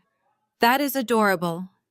I stated, my voice echoing with crystal clear, terrifying authority through the massive speakers. But I think the board members in this room would rather see the real financial portfolio of the man crying on stage. I held up my phone, my thumb hovering over the illuminated screen. With a single deliberate tap, I initiated the remote execution protocol. The massive 80-foot digital display, dominating the entire wall behind David, instantly went completely black. A collective gasp rippled through the ballroom as the silence stretched for one agonizing second. Then a brilliant pulsing blue light flooded the space, accompanied by a deep, resonant bass tone that vibrated through the floorboards. The Vanguard Cyber corporate logo materialized on the screen in razor-sharp, high-definition, rotating slowly before dissolving into a cascading waterfall of complex financial data. The raw data rapidly formatted itself into a series of crystal-clear, undeniable banking ledgers. The offshore account numbers in the Cayman Islands were displayed in bold white text, but it was the column of routing numbers next to them that truly mattered. I turned slightly, gesturing toward the massive screen with my free hand. David swallowed hard, his eyes darting frantically between me and the damning evidence projected behind his head. He looked exactly like a trapped animal realizing the heavy steel door of the cage had just slammed shut. "Let us talk about mental breakdowns," I announced, my voice cutting through the rising murmur of the crowd like a surgical scalpel. For the past 6 months, my husband has been utilizing his elite executive clearance to silently bleed the most robust portfolios managed by Vanguard. He thought he was executing a flawless, completely untraceable embezzlement scheme. He thought my mother and my sister had successfully distracted me with their endless, pathetic social warfare. He was entirely wrong. I pressed a button on my phone highlighting a specific massive transfer in bright, unmistakable crimson on the main display. "Take a close look at the third row, ladies and gentlemen," I instructed, pacing slowly across the front of the stage, the rich silk of my gown trailing behind me. "That is a direct, unauthorized wire transfer of $4.2 million. That money did not come from a faceless corporate reserve. That money was drained directly from the city mayor's private re-election fund." A sudden sharp shout of absolute outrage erupted from the center table where the mayor and his senior staff were seated. A heavy crystal champagne flute shattered against the polished marble floor, but I did not stop. I clicked to the next slide, highlighting a rapid series of six-figure withdrawals. "And here we have the generational retirement accounts of the primary Vanguard charity board members." I continued, my voice unwavering and completely devoid of pity. "David and Victoria meticulously identified the wealthiest, most trusting targets within Patricia's inner circle.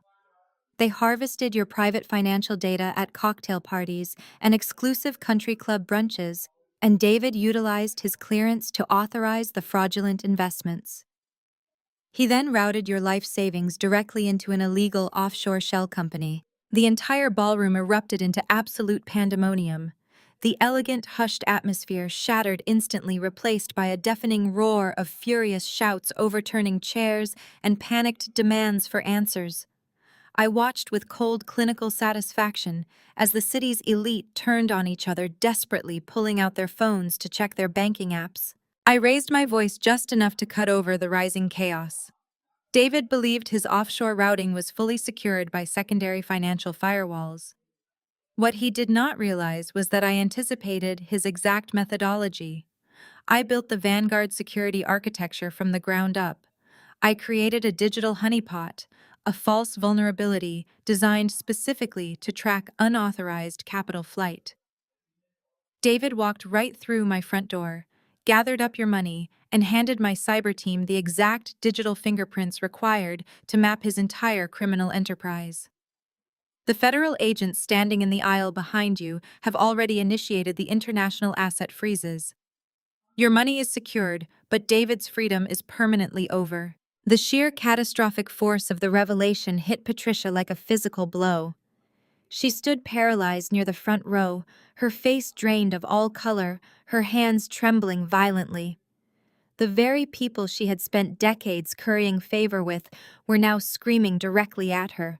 The chief of police, who just moments ago had offered her a comforting shoulder to cry on, was now glaring at her with open hostility. The wealthy socialites she called her closest friends were violently backing away from her, shouting aggressive accusations of complicity and fraud. Patricia was watching her entire carefully constructed social empire burn to ashes in a matter of seconds. I waited for the furious noise to reach a fever pitch before raising my hand. The authoritative gesture, combined with the intimidating presence of the armed federal agents, commanded immediate silence. The crowd was breathing heavily, their eyes darting from their phones to the stage, desperate for the next revelation. I turned my body, focusing my absolute attention on the woman cowering behind David. Sarah was visibly shaking her hand, still clutching the emerald fabric of her dress over her stomach. She looked absolutely terrified, finally understanding the catastrophic scale of the trap they had confidently walked into. I clicked the button on my phone one final time. The massive screen behind David shifted from financial ledgers to a highly sensitive, strictly confidential medical file from the city's most prominent private fertility clinic. The name at the very top of the document was impossible to miss: And then we have the tragic, innocent mistress, I said, my voice dropping to a smooth conversational tone that carried a lethal edge. David has spent the entire evening begging for your sympathy, leaning heavily on the emotional weight of a miracle child. He genuinely believes he is protecting the vulnerable mother of his unborn baby. He thinks they are going to take your money and build a beautiful new life together on a private island. Sarah let out a choked gasp, instinctively taking a step away from David. David looked at her profound confusion, battling with the sheer terror etched into his sweating features. These certified medical records acquired directly from her examining physician yesterday afternoon prove a very different reality, I stated, pointing a steady finger at the undeniable laboratory results displayed on the massive screen. Sarah is not pregnant. She has never been pregnant. She simply needed a highly visible, deeply emotional physical excuse to ensure David remained fully compliant. She required a biological anchor to guarantee she could successfully extort exactly half of his stolen cash the moment the offshore accounts cleared. Sarah's hands slowly fell away from her stomach. The illusion of the fake baby bump dropped completely, her posture crumbling under the crushing weight of the public exposure. She looked frantically at the exit, then at the federal agents blocking the main aisle, the absolute terror of a trapped, ruined conspirator finally taking complete hold of her. The sheer gravity of the revelation hit the ballroom like a physical shockwave. Sarah whimpered a pathetic, high-pitched sound that was instantly swallowed by the roaring fury of the crowd. The wealthy investors people who had spent their entire lives shielded by privilege and elite status were completely losing their minds. A prominent city councilman lunged forward, his face flushed dark red, screaming obscenities at David. Two older women in diamond necklaces were frantically dialing their private wealth managers, their hands shaking so violently they kept dropping their phones. Patricia remained glued to the floor near the front row, entirely paralyzed by the sheer scale of the disaster. She was gasping for air, her chest heaving, as the very socialites she had desperately courted for decades now turned their backs on her, shouting demands for their stolen capital.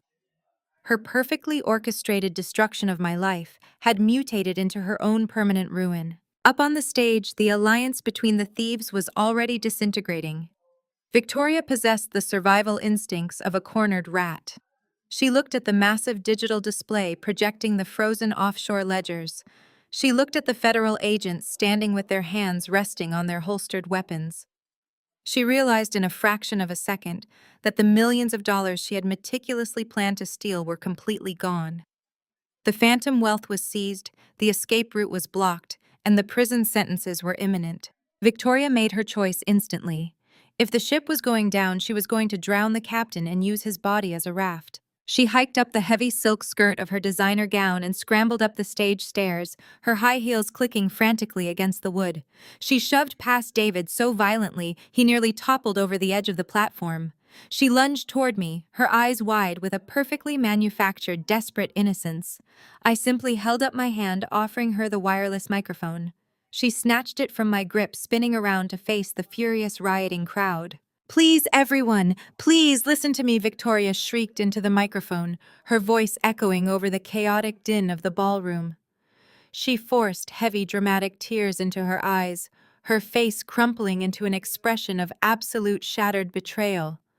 The crowd hesitated, their shouts lowering just a fraction, eager to see who the bleeding socialite was going to blame. "He manipulated all of us," Victoria cried out, pointing a perfectly manicured, trembling finger directly at David's chest.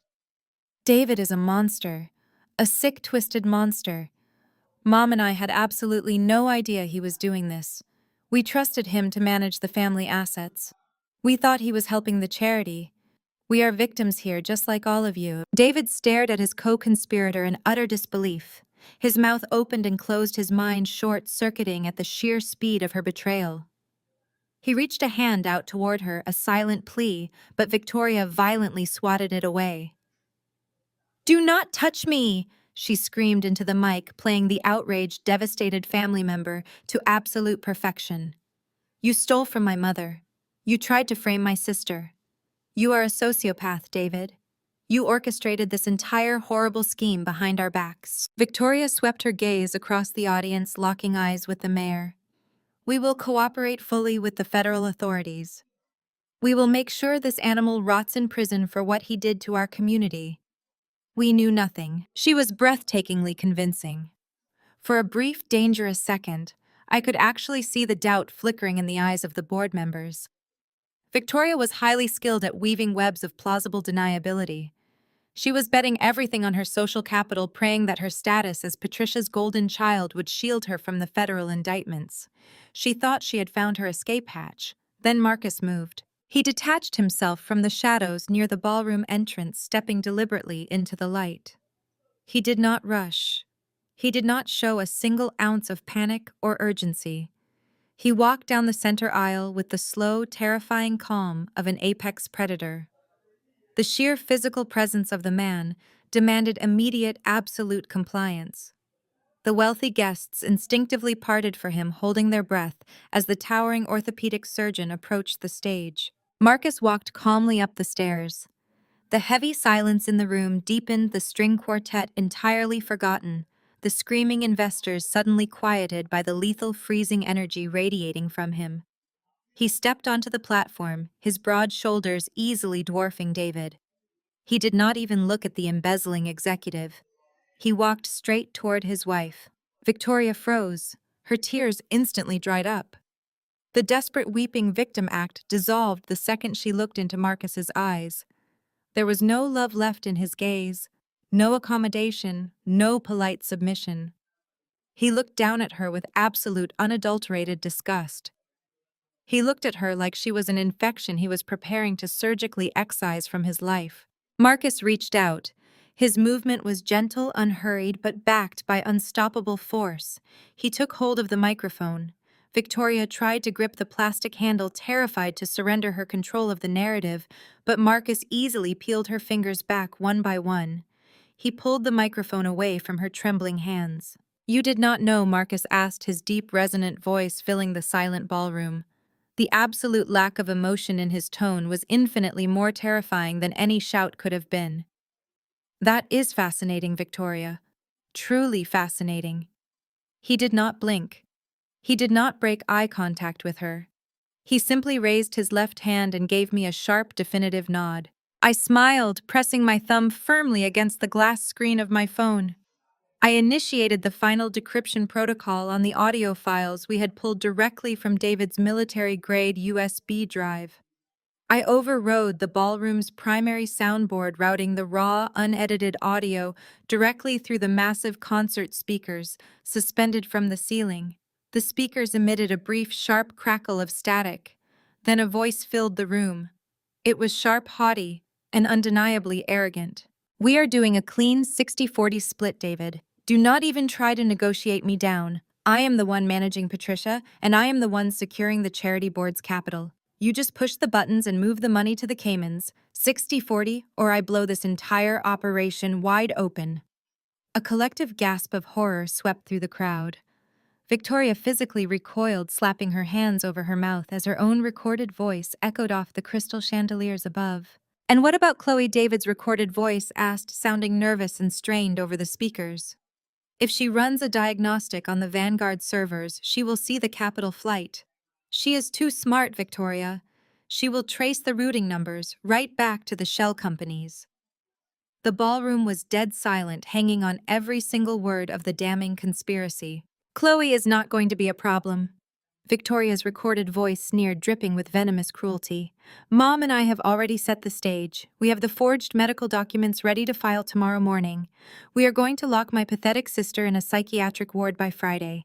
Once she is under a permanent medical conservatorship, I get full executive proxy over her Vanguard shares. We liquidate her entire portfolio, mix it with the charity funds, and we walk away with everything." The audio file clicked off, plunging the ballroom back into a suffocating, deadly silence.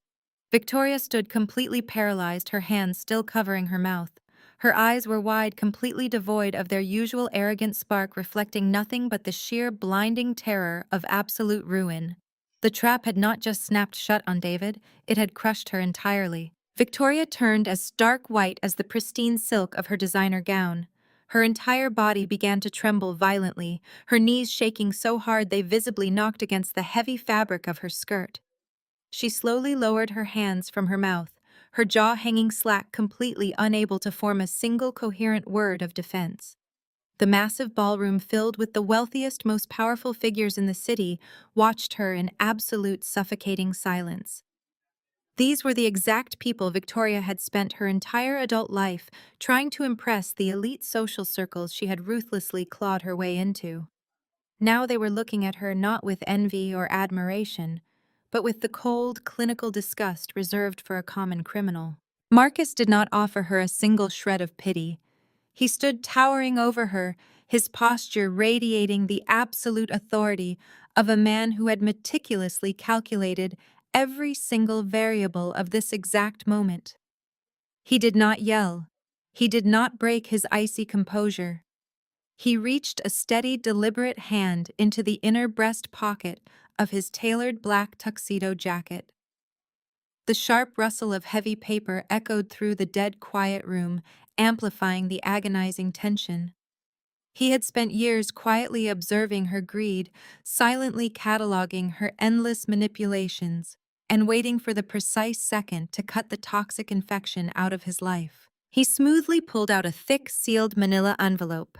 Victoria stared at it, her eyes darting frantically from the heavy paper to her husband's unforgiving face. She knew exactly what it meant, but her mind was desperately trying to reject the catastrophic reality of her situation. She took a tiny, pathetic step backward, shaking her head in silent, frantic denial. Marcus stepped forward, closing the distance instantly. He brought the thick manila envelope up and slapped it firmly directly against the center of Victoria's chest. The sharp smack of paper against silk echoed like a gunshot across the stage. Instinctively, her trembling arms snapped up, clutching the heavy documents against her sternum to keep them from falling to the floor. "Here are the divorce papers," Marcus stated, his deep voice carrying flawlessly through the microphone he still held in his other hand. Every single syllable was clipped precise and completely devoid of the love they had once shared. Attached directly behind them is a comprehensive, non-negotiable federal asset freeze. Victoria let out a strangled gasp, her eyes filling with a new, much more immediate kind of terror. She had always treated Marcus as a limitless bank account, a prestigious accessory she could manipulate to fund her extravagant lifestyle. She had never considered that the brilliant surgeon would ever turn his meticulous analytical precision against her. "Because you were foolish enough to forge my signature to establish your illegal offshore holding accounts." Marcus continued, his tone dropping to a lethal freezing register. "My legal team was able to move with absolute impunity. You committed federal fraud using my name to hide the money you stole with your sister's husband. Therefore, my attorneys have ensured that you will leave this marriage with absolutely nothing. No alimony, no real estate, no access to my medical practice revenue. You are entirely cut off, effective immediately." The finality of his words hung heavily in the chilled air of the ballroom. Patricia let out a horrified wail from the front row, watching her perfect golden child systematically stripped of her wealth, her marriage, and her freedom in front of the entire city. Victoria had always operated under the arrogant delusion that she was the smartest person in any room. She had truly believed her status as the favored daughter made her invincible. Now the heavy manila envelope clutched in her hands felt like an anchor dragging her directly to the bottom of the ocean. She looked out at the crowd. She saw the mayor whispering furiously to her security detail. She saw the Vanguard charity board members glaring at her with open hostility. She looked at her mother, who was sobbing uncontrollably, completely useless and stripped of all her toxic power. Finally, Victoria looked down at the divorce papers. The reality of her total destruction finally bypassed her denial. She was going to federal prison, and she was going to do it completely penniless. Something inside Victoria's meticulously groomed psyche simply snapped. The arrogant, calculating socialite vanished entirely, replaced by a cornered rabid animal. She let out a piercing primal scream that tore through her vocal cords, a sound so raw and unhinged that several guests physically recoiled in horror. Stripped of her golden child status, stripped of her stolen wealth, and stripped of her marriage, Victoria had absolutely nothing left to lose. And she desperately needed someone to blame. She whipped around her eyes, locking onto David. He was still pressed flat against the digital presentation screen, sweating profusely and looking like a terrified coward. In Victoria's fractured mind, he was the sole reason her flawless, brilliant plan had imploded. If he had not been so incredibly sloppy, if he had not left the audio files on that drive, she would be walking away a billionaire. "You ruined my life!" Victoria shrieked, dropping the heavy manila envelope to the floor. She lunged at David with terrifying explosive speed. She closed the distance between them before he even had time to raise his hands in defense. Victoria slammed into him, her manicured nails hooking directly into the collar of his bespoke tuxedo. She ripped downward with vicious, frantic strength, tearing the expensive fabric right off his shoulder. David let out a yell of shock and pain, stumbling sideways as Victoria swung a wild, closed fist that connected solidly with his jaw. "You stupid, arrogant coward," she screamed, completely abandoning any remaining shred of high society dignity. "You promised me this was untraceable. You promised me we were safe." David, his face rapidly swelling from the impact of her heavy diamond rings, shoved her back violently. Victoria stumbled, her designer heels catching on the carpet, but she instantly regained her footing and threw herself at him again. She grabbed handfuls of his hair, yanking his head down as she clawed furiously at his face. Sarah let out a terrified shriek and scrambled off the stage, entirely desperate to avoid the crossfire. The cheating husband and the greedy sister were now locked in a vicious, highly public physical brawl right on the main stage. The elite crowd watched in a state of absolute morbid fascination as the two master manipulators violently tore each other apart in the ruins of their own shattered empire. The sickening thud of Victoria's heavy diamond rings striking David's jaw echoed through the silent, captivated ballroom. They rolled across the plush stage carpet, becoming an intertwined, chaotic mass of torn silk and shredded, bespoke tailoring.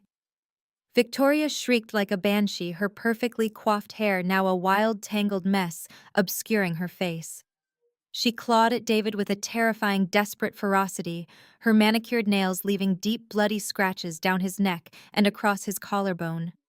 David scrambled backward on his elbows, kicking out blindly, his polished, arrogant facade entirely obliterated by sheer animalistic panic. The two undercover federal agents stationed at the base of the stage did not wait for further instruction. They dropped their passive, observant stances, instantly moving with lethal, highly trained precision. They vaulted onto the platform, their heavy tactical boots thudding loudly against the hollow wood. One agent lunged forward, grabbing Victoria firmly by the shoulders of her ruined designer gown. He hauled her backward with a single powerful heave, completely severing her vicious grip on David's torn shirt. Victoria fought the agent like a feral cat, twisting violently in his iron grip, her expensive heels kicking uselessly at the empty air. She screamed absolute, incoherent obscenities, demanding her lawyer, demanding her mother, and demanding her stolen money. The agent simply pinned her arms securely behind her back with mechanical, brutal efficiency, completely ignoring her frantic, pathetic thrashing. David collapsed against the heavy wooden base of the podium, his chest heaving violently. He tasted sharp copper in his mouth. He looked out at the sea of disgusted, furious faces in the audience. He looked at Patricia, who was curled in on herself in the front row, utterly destroyed and incapable of saving him. He looked at Victoria, restrained and screaming like a madwoman. Finally, his panicked eyes landed on Sarah. She was curled into a tight, trembling ball near the edge of the stage, weeping uncontrollably, her hands covering her face in complete, paralyzing terror. She was utterly useless to him now. The terrible, crushing weight of federal prison suddenly crystallized in David's mind. The assets were frozen. The offshore accounts were seized. The grand, brilliant illusion was entirely dead. Pure survival instinct overrode every single ounce of rational thought left in his brain. He saw a narrow gap between the second advancing federal agent and the heavy velvet curtains lining the back of the stage. He did not hesitate.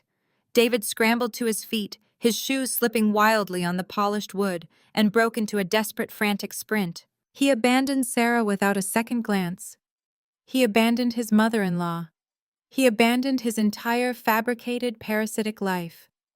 He dove straight through the thick, heavy stage curtains, plunging into the dimly lit backstage service corridor. His expensive leather shoes slapped erratically against the bare concrete floor. His breath burned like fire in his lungs. He could hear the heavy, rapid footsteps of security personnel shouting behind him, but the massive surge of adrenaline pushed him forward. He knew the architectural layout of the Vanguard ballroom perfectly. If he could just reach the industrial catering kitchen, he could access the freight elevator. He could slip out through the underground loading dock, disappear into the dark city streets, and somehow find a way to access his emergency untraceable crypto wallets.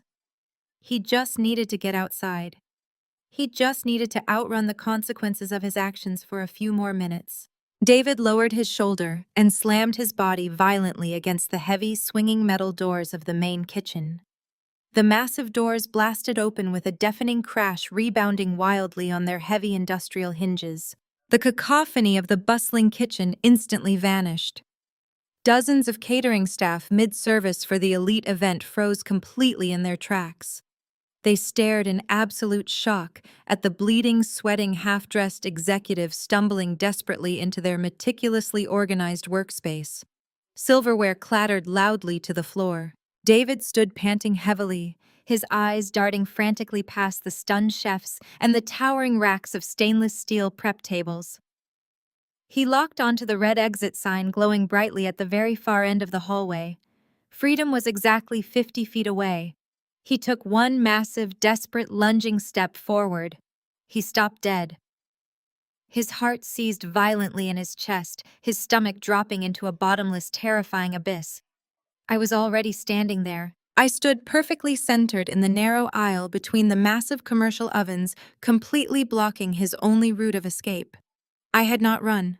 I had not broken a single sweat.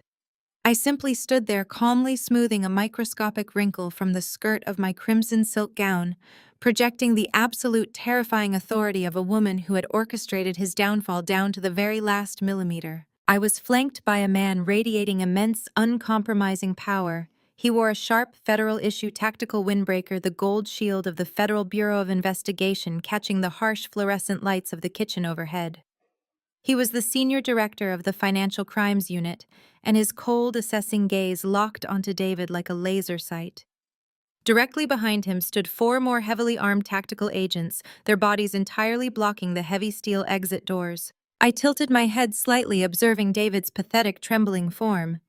He looked absolutely nothing like the arrogant, domineering executive who had tried to erase my existence just an hour prior. He was a cornered, broken, sniveling coward. I took a slow, deliberate step forward, the sharp click of my heel echoing clearly against the kitchen tiles. "Going somewhere, David?" I asked, my voice carrying a smooth, icy satisfaction that sliced through the heavy, humid air of the kitchen. "I told you. Good luck." I gave a single dismissive nod to the director. The tactical agents surged forward with terrifying, explosive speed. They hit David simultaneously. He did not even have the chance to raise his arms in defense. They slammed him face first against the cold, hard surface of a stainless steel prep counter. The brutal impact knocked the breath completely out of his lungs in a sharp, agonizing gasp. His bruised cheek smashed flat against the metal. The sharp, heavy, and undeniable sound of cold steel ratcheting tight around his wrists filled the silent kitchen. The massive empire he had stolen was gone, and the game was permanently over. The sharp metallic click of the handcuffs snapping shut around David's wrists echoed loudly against the commercial ovens. I did not stay to watch the federal agents read him his rights. I had seen exactly what I came to see. I turned my back on the ruined executive, my crimson silk gown swishing softly against the kitchen tiles, and walked out through the heavy, swinging doors. The frantic shouts of the catering staff and the stern commands of the FBI faded behind me as I moved effortlessly through the dimly lit service corridor. I stepped back out into the main ballroom. The contrast was staggering. Just 20 minutes prior, this massive space had been a suffocating sea of the city's most powerful elite, buzzing with arrogant chatter and the clinking of crystal champagne flutes. Now it was a graveyard of shattered reputations. The wealthy investors had fled like rats from a sinking ship, desperate to distance themselves from the catastrophic federal raid. The room was entirely empty of guests. Overturned gold Chiavari chairs littered the floor. Expensive floral centerpieces lay crushed underfoot, trampled by the stampede of fleeing socialites. Abandoned designer clutches and spilled cocktails stained the pristine white carpets. Only the shattered remains of my family were left behind. Near the grand entrance, two agents were marching a heavily restrained Victoria out the massive double doors. Her immaculate facade was completely destroyed. Her gown was torn from the brawl, her hair hung in wild, sweaty tangles across her face, and her wrists were bound tightly behind her back. She was not screaming anymore. She was weeping with the loud, ugly, gasping sounds of a woman who finally realized her limitless privilege could not save her from federal prison. Marcus was entirely gone. He had delivered his lethal blow and departed the venue with the surgical, unbothered precision he applied to everything in his life. Sarah remained exactly where David had abandoned her, curled into a pathetic, trembling ball on the edge of the stage, weeping into her hands as a paramedic crouched beside her. Then my eyes found Patricia. The imposing, terrifying matriarch who had ruled my entire existence with an iron fist was reduced to a hollow, pathetic shell.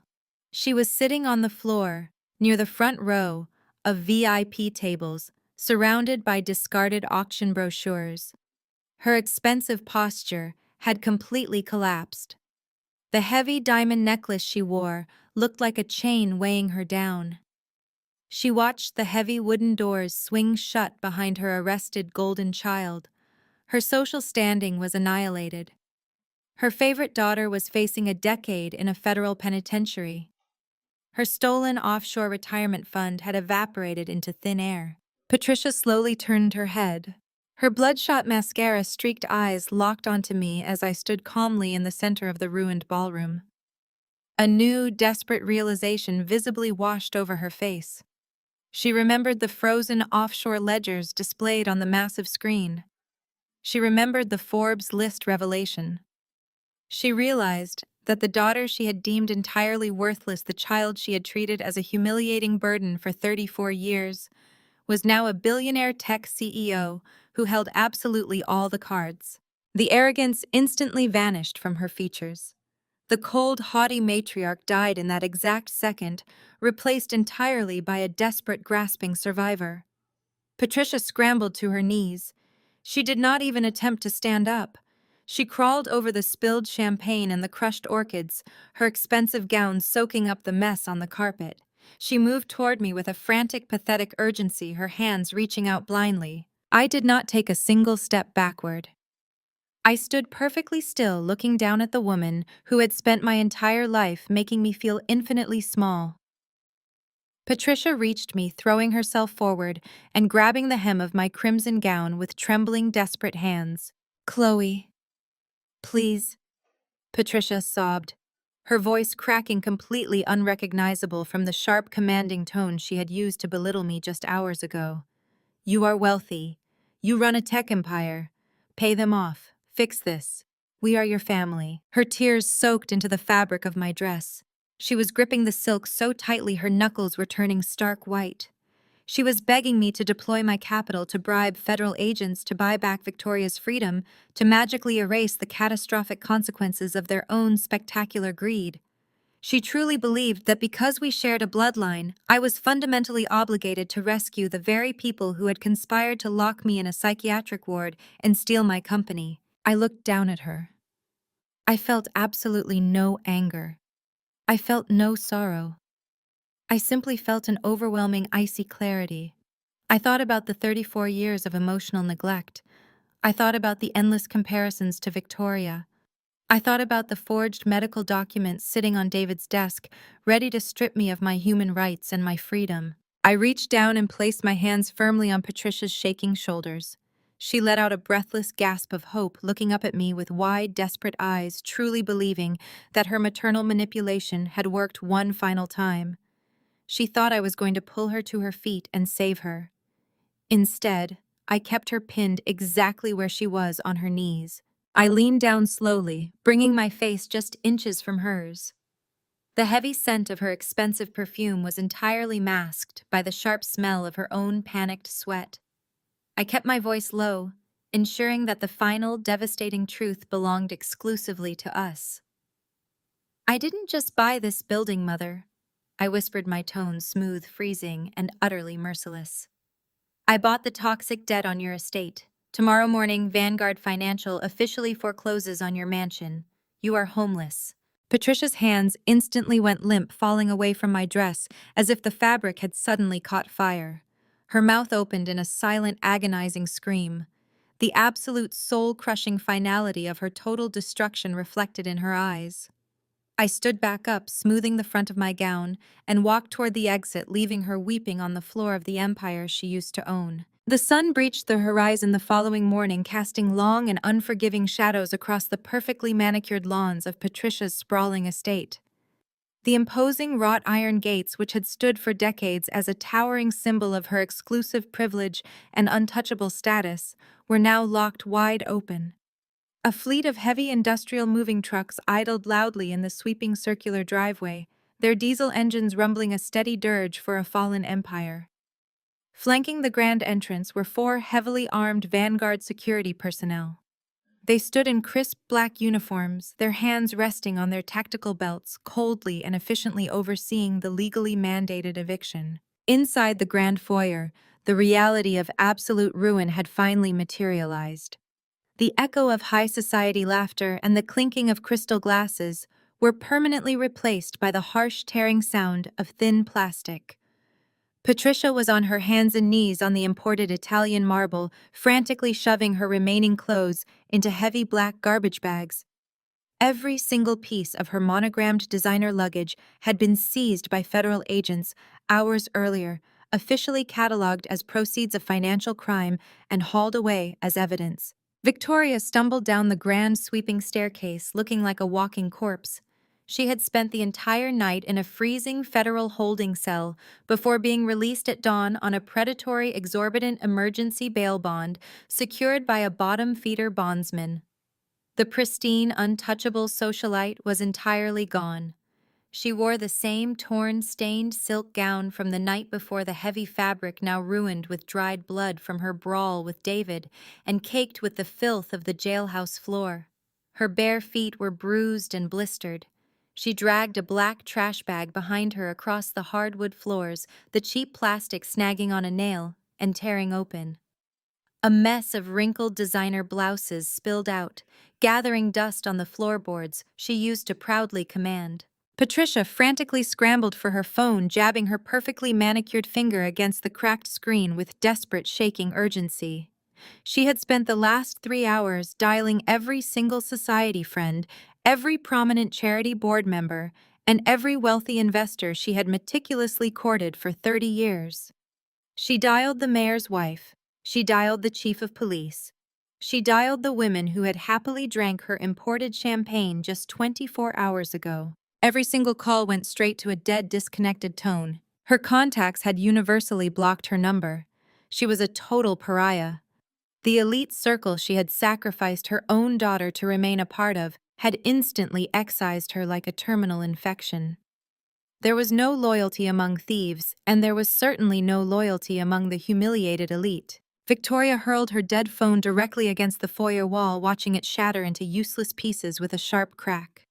Her incredibly wealthy friends had abandoned her the absolute second the federal handcuffs clicked around her wrists. Marcus had executed his asset freeze flawlessly and with lethal precision. She could not access a single cent to hire a high-powered defense attorney, let alone secure a luxury hotel room to hide in. Her black cards were declined. Her offshore accounts were frozen. Her private bank accounts were entirely locked down by federal mandate. The lead Vanguard security officer stepped heavily into the foyer, his tactical boots echoing loudly. He checked his heavy silver watch, his face a mask of complete indifference. He did not raise his voice, but the absolute crushing authority in his tone made Patricia flinch as if she had been struck. "Time is up. Vacate the premises immediately." Patricia grabbed the twisted yellow plastic ties of her garbage bags, hauling them over her shoulders like a common scavenger. She stumbled out the massive front doors, the crisp morning chill biting painfully through her thin designer dress. Victoria followed silently, weeping openly and pathetically as the security guards stepped out behind them. The guards pulled the heavy mahogany doors shut. The heavy metallic click of the new commercial deadbolts echoed across the porch, sealing away their stolen kingdom forever. They dragged their trash bags down the long, sweeping driveway, their bruised feet aching against the rough asphalt. At the curb sat their only remaining option in the entire world.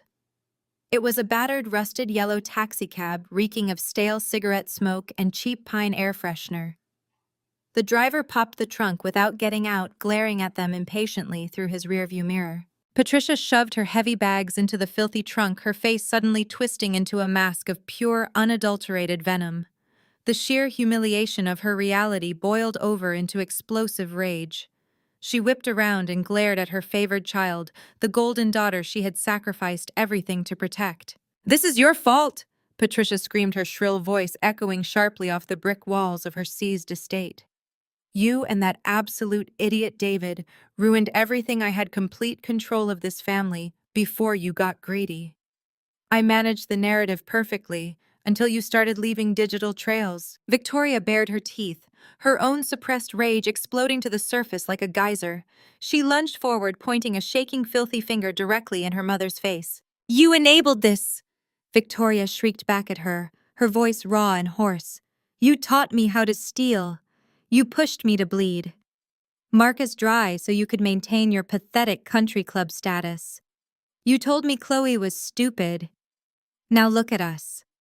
I am facing 10 years in a federal penitentiary because you were too incredibly arrogant to realize the daughter you threw away was playing us both." They stood screaming at each other on the dirty curb, violently and viciously trading blame as the cheap taxi idled loudly in the gutter.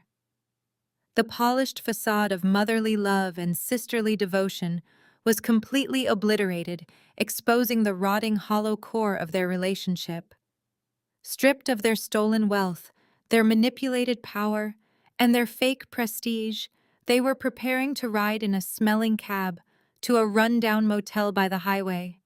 They had absolutely nothing left in the world except their own deeply toxic company. 6 months later, the heavy oak doors of the United States District Court swung shut with a resounding final thud. The air inside the federal courtroom was sterile, freezing, and entirely stripped of the glamorous high society illusions that had once shielded the guilty. The rich scent of expensive perfumes and imported champagne had been permanently replaced by the harsh clinical odor of floor wax and institutional disinfectant. Chloe sat perfectly still in the second row of the public gallery. She was immaculate, dressed in a sharply tailored charcoal suit that radiated quiet, untouchable power. Her posture was flawless, her expression utterly unbothered. The agonizing anxiety and blinding panic that had plagued her life 6 months ago were entirely gone, replaced by a deep, unshakable peace. Marcus sat directly beside her. The towering orthopedic surgeon was a mountain of lethal, restrained calm. As the officially appointed representative for the defrauded hospital charity board and the primary victim of his ex-wife's financial crimes, he was there to personally witness the final nail being driven into the coffin. Chloe and Marcus did not need to speak. They simply sat shoulder to shoulder, a silent alliance of survivors, watching the absolute culmination of their flawless execution. The side door of the courtroom clicked open. 2 heavily armed United States Marshals marched David into the room. The arrogant, untouchable executive who had once worn bespoke tuxedos and commanded entire boardrooms was entirely gone. 6 months in a federal holding facility, stripped of his wealth and his illicit power, had aged him a decade. His once perfectly styled hair was thinning, unkempt, and graying rapidly at the temples. His posture was entirely broken. He walked with a pathetic, shuffling gait, his shoulders caved inward beneath the weight of a cheap, ill-fitting beige prison uniform. He kept his hollow, bruised eyes glued to the scuffed linoleum floor, physically unable to lift his head to look at the gallery. He knew exactly who was sitting there. At the adjacent defense table sat Sarah. She was a hollowed-out, trembling shell of the woman who had eagerly participated in the grand theft. Her skin was sallow, her eyes darting around the room in absolute paralyzing terror as she clutched a crumpled tissue in her shaking hands. Victoria was locked away in a separate high-security cell block, awaiting her own trial, leaving David and Sarah to face the full, unmitigated wrath of the federal justice system, completely isolated. Sarah had spent the last 6 months singing to the FBI, desperately trading every single secret, every hidden ledger, and every encrypted password David possessed in exchange for leniency. The Honorable Judge Harrison took the bench, his black robes billowing around him. He did not waste time with pleasantries. He adjusted his glasses and looked down at the defense tables with open, unadulterated contempt. The courtroom fell into a heavy, suffocating silence as the judge began to speak. He methodically dissected the sheer, breathtaking magnitude of their greed. He outlined the elaborate web of offshore shell companies, the falsified tax returns, and the sociopathic ease with which they had attempted to destroy innocent lives to fund their own parasitic luxury. The judge specifically highlighted the forged medical documents expressing absolute disgust that a man would attempt to strip an innocent woman of her fundamental human rights and lock her in a psychiatric ward out of pure, unadulterated financial gluttony. The judge turned his full, freezing attention directly to David. He meticulously listed the federal convictions: wire fraud, aggravated identity theft, embezzlement, conspiracy to commit federal money laundering. David stood on shaking legs, flanked tightly by the federal marshals. He swayed slightly, his breath hitching loudly in his throat. The gavel fell with a sharp, explosive crack that echoed off the mahogany walls. David was sentenced to 20 consecutive years in a maximum security federal penitentiary, entirely without the possibility of early parole. David let out a strangled, pathetic sob. His knees buckled so violently that the marshals had to physically haul him upright by his armpits, dragging his dead weight back to his chair. 20 years in a concrete box. His life was permanently, irreversibly over. Next, the judge turned his cold, calculating gaze to Sarah. While she had provided the state with the necessary evidence to completely dismantle the embezzlement ring, her willing, eager complicity in the destruction of innocent lives was undeniable. The judge formalized her brutal, uncompromising plea deal. She had successfully avoided a prison cell, but her life outside of it was effectively ruined. She was saddled with millions of dollars in mandatory federal financial restitution. Her wages would be heavily garnished for the rest of her natural life. She was stripped of all professional licenses and banned from ever holding a job in the financial sector. Furthermore, she was sentenced to 5 years of strict, intensely supervised federal probation, subject to random searches and complete asset monitoring. She collapsed over the defense table, sobbing hysterically into her arms as the crushing reality of permanent, inescapable poverty settled over her. She was free to walk out the door, but she would be wearing a financial chain around her neck until the day she died. The sentencing was officially concluded. The judge gathered his files and departed the bench, leaving the courtroom in a state of ringing finality. The heavy steel chains of David's shackles clanked loudly, a harsh metallic grating sound against the wooden floorboards as the federal marshals yanked him backward. They gripped his biceps, preparing to march him out of the courtroom and into his new permanent reality. As they forcibly spun him around toward the exit, David finally raised his head. His desperate, bloodshot eyes scanned the gallery, sweeping past the empty rows until they locked instantly onto Chloe. The man who had callously orchestrated her destruction, the man who had smiled while signing away her freedom, stared at her now with a silent, pathetic, agonizing plea for a single shred of pity. He looked at her as if hoping for a flicker of sorrow, a final acknowledgement of the history they had once shared. Chloe did not blink. She did not frown. Her posture remained flawless. She simply tilted her head slightly to the side, maintaining absolute icy eye contact. She raised her right hand and gave him a slow, polite, chilling wave. David's face crumbled into absolute despair as the marshals dragged him through the heavy wooden doors, swallowing him into the dark corridor of the justice system. Chloe calmly stood up, smoothing the fabric of her suit. She turned her back on the empty doorway, stepped into the aisle with Marcus, and walked out of the courtroom, stepping effortlessly into the bright, warm sunlight of her new life. Exactly 1 year passed since that sunlit exit from the federal courthouse. The crisp, warm afternoon of my ultimate legal victory had long since evolved into the electric freezing brilliance of a Manhattan winter night. I stood perfectly still on the expansive wraparound balcony of my newly acquired custom-built penthouse. The icy wind whipped aggressively around me, snapping the heavy hem of my emerald green silk evening gown, but I did not feel the cold. I only felt the absolute unyielding power of standing 90 stories above the city that I had systematically conquered. Below me, the sprawling metropolis was a dizzying grid of endless headlights and glowing windows. It was a chaotic, beautiful maze of raw ambition and desperate survival, and I was no longer a naive victim lost within its crushing walls. I had ascended to the very top. I raised my gaze from the busy streets and looked out toward the glittering financial district. There, blazing against the night sky, in sharp, imposing blue light, was the Vanguard cyber logo. It sat proudly at the very peak of a towering skyscraper, a glowing monument to my resilience and strategic brilliance. It was no longer just a profitable cybersecurity firm, it was a global fortress. I rested my hands on the freezing glass balustrade and allowed myself a rare moment of pure, unadulterated reflection.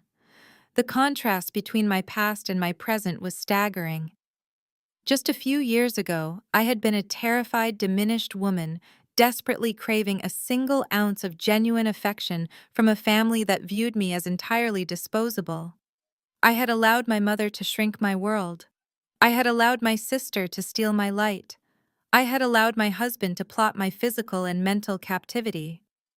Now I was a billionaire tech CEO who dictated the digital security protocols for the largest financial institutions on the planet. I held the keys to the kingdom, and I had forged every single one of them myself. The soft, mechanical hum of the penthouse doors sliding open broke the quiet isolation of the balcony. I did not turn around immediately. I knew exactly who it was. The heavy, measured footsteps stepping onto the terrace belonged to the only person in the world who truly understood the absolute decimation of the past. Marcus stepped up beside me, leaning his muscular forearms against the glass. He was dressed in a flawlessly tailored navy suit, looking significantly younger and infinitely more relaxed than the tense, hardened surgeon I had met in that dimly lit cafe. The heavy, suffocating burden of his toxic marriage to Victoria was entirely gone, replaced by the sharp, engaged energy of a man who had completely reclaimed his life and his dignity.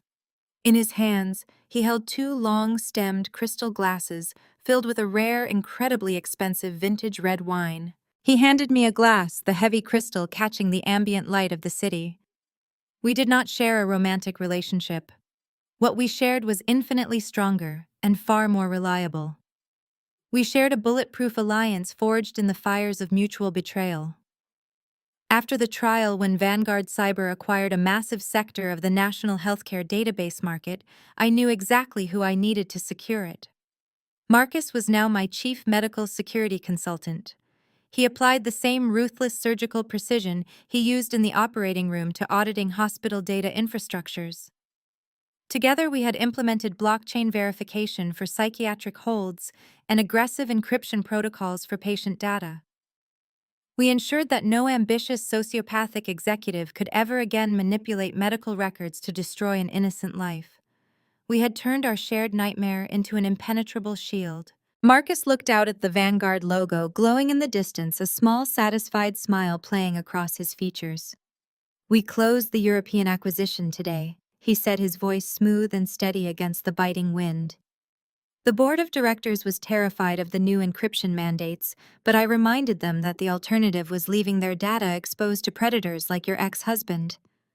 They signed the contract 20 minutes later. I took a slow sip of the rich wine, letting the warmth settle deep in my chest. "Fear is a highly effective motivator," I replied, keeping my eyes locked on the skyline. "But absolute security is a product that sells itself.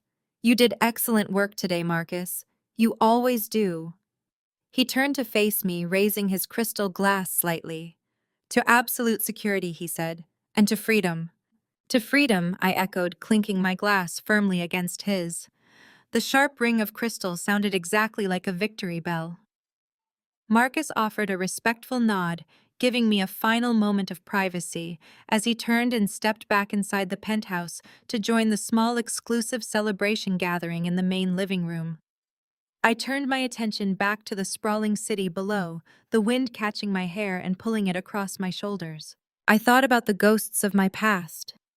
I knew David was currently sitting in a sterile concrete federal cell, stripped of his bespoke suits and his arrogant smirk, facing 2 decades of absolute crushing isolation. I knew Sarah was trapped in a suffocating cycle of wage garnishment and federal probation, her lucrative financial sector career permanently annihilated by her own greed.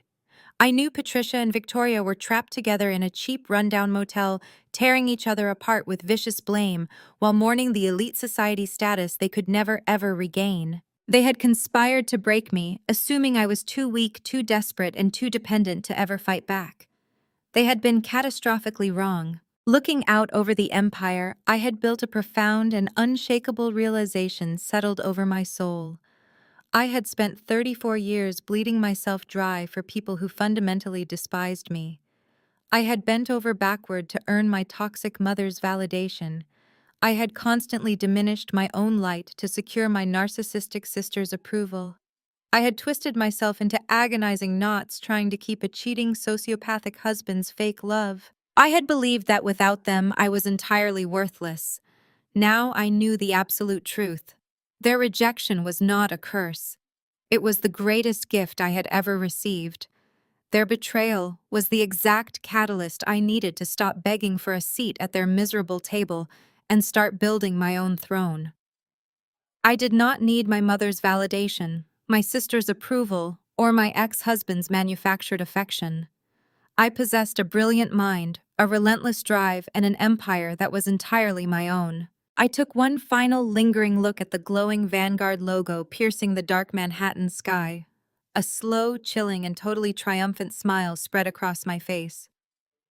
"They say family is where you belong," I said aloud, my voice carrying sharp and clear into the icy wind.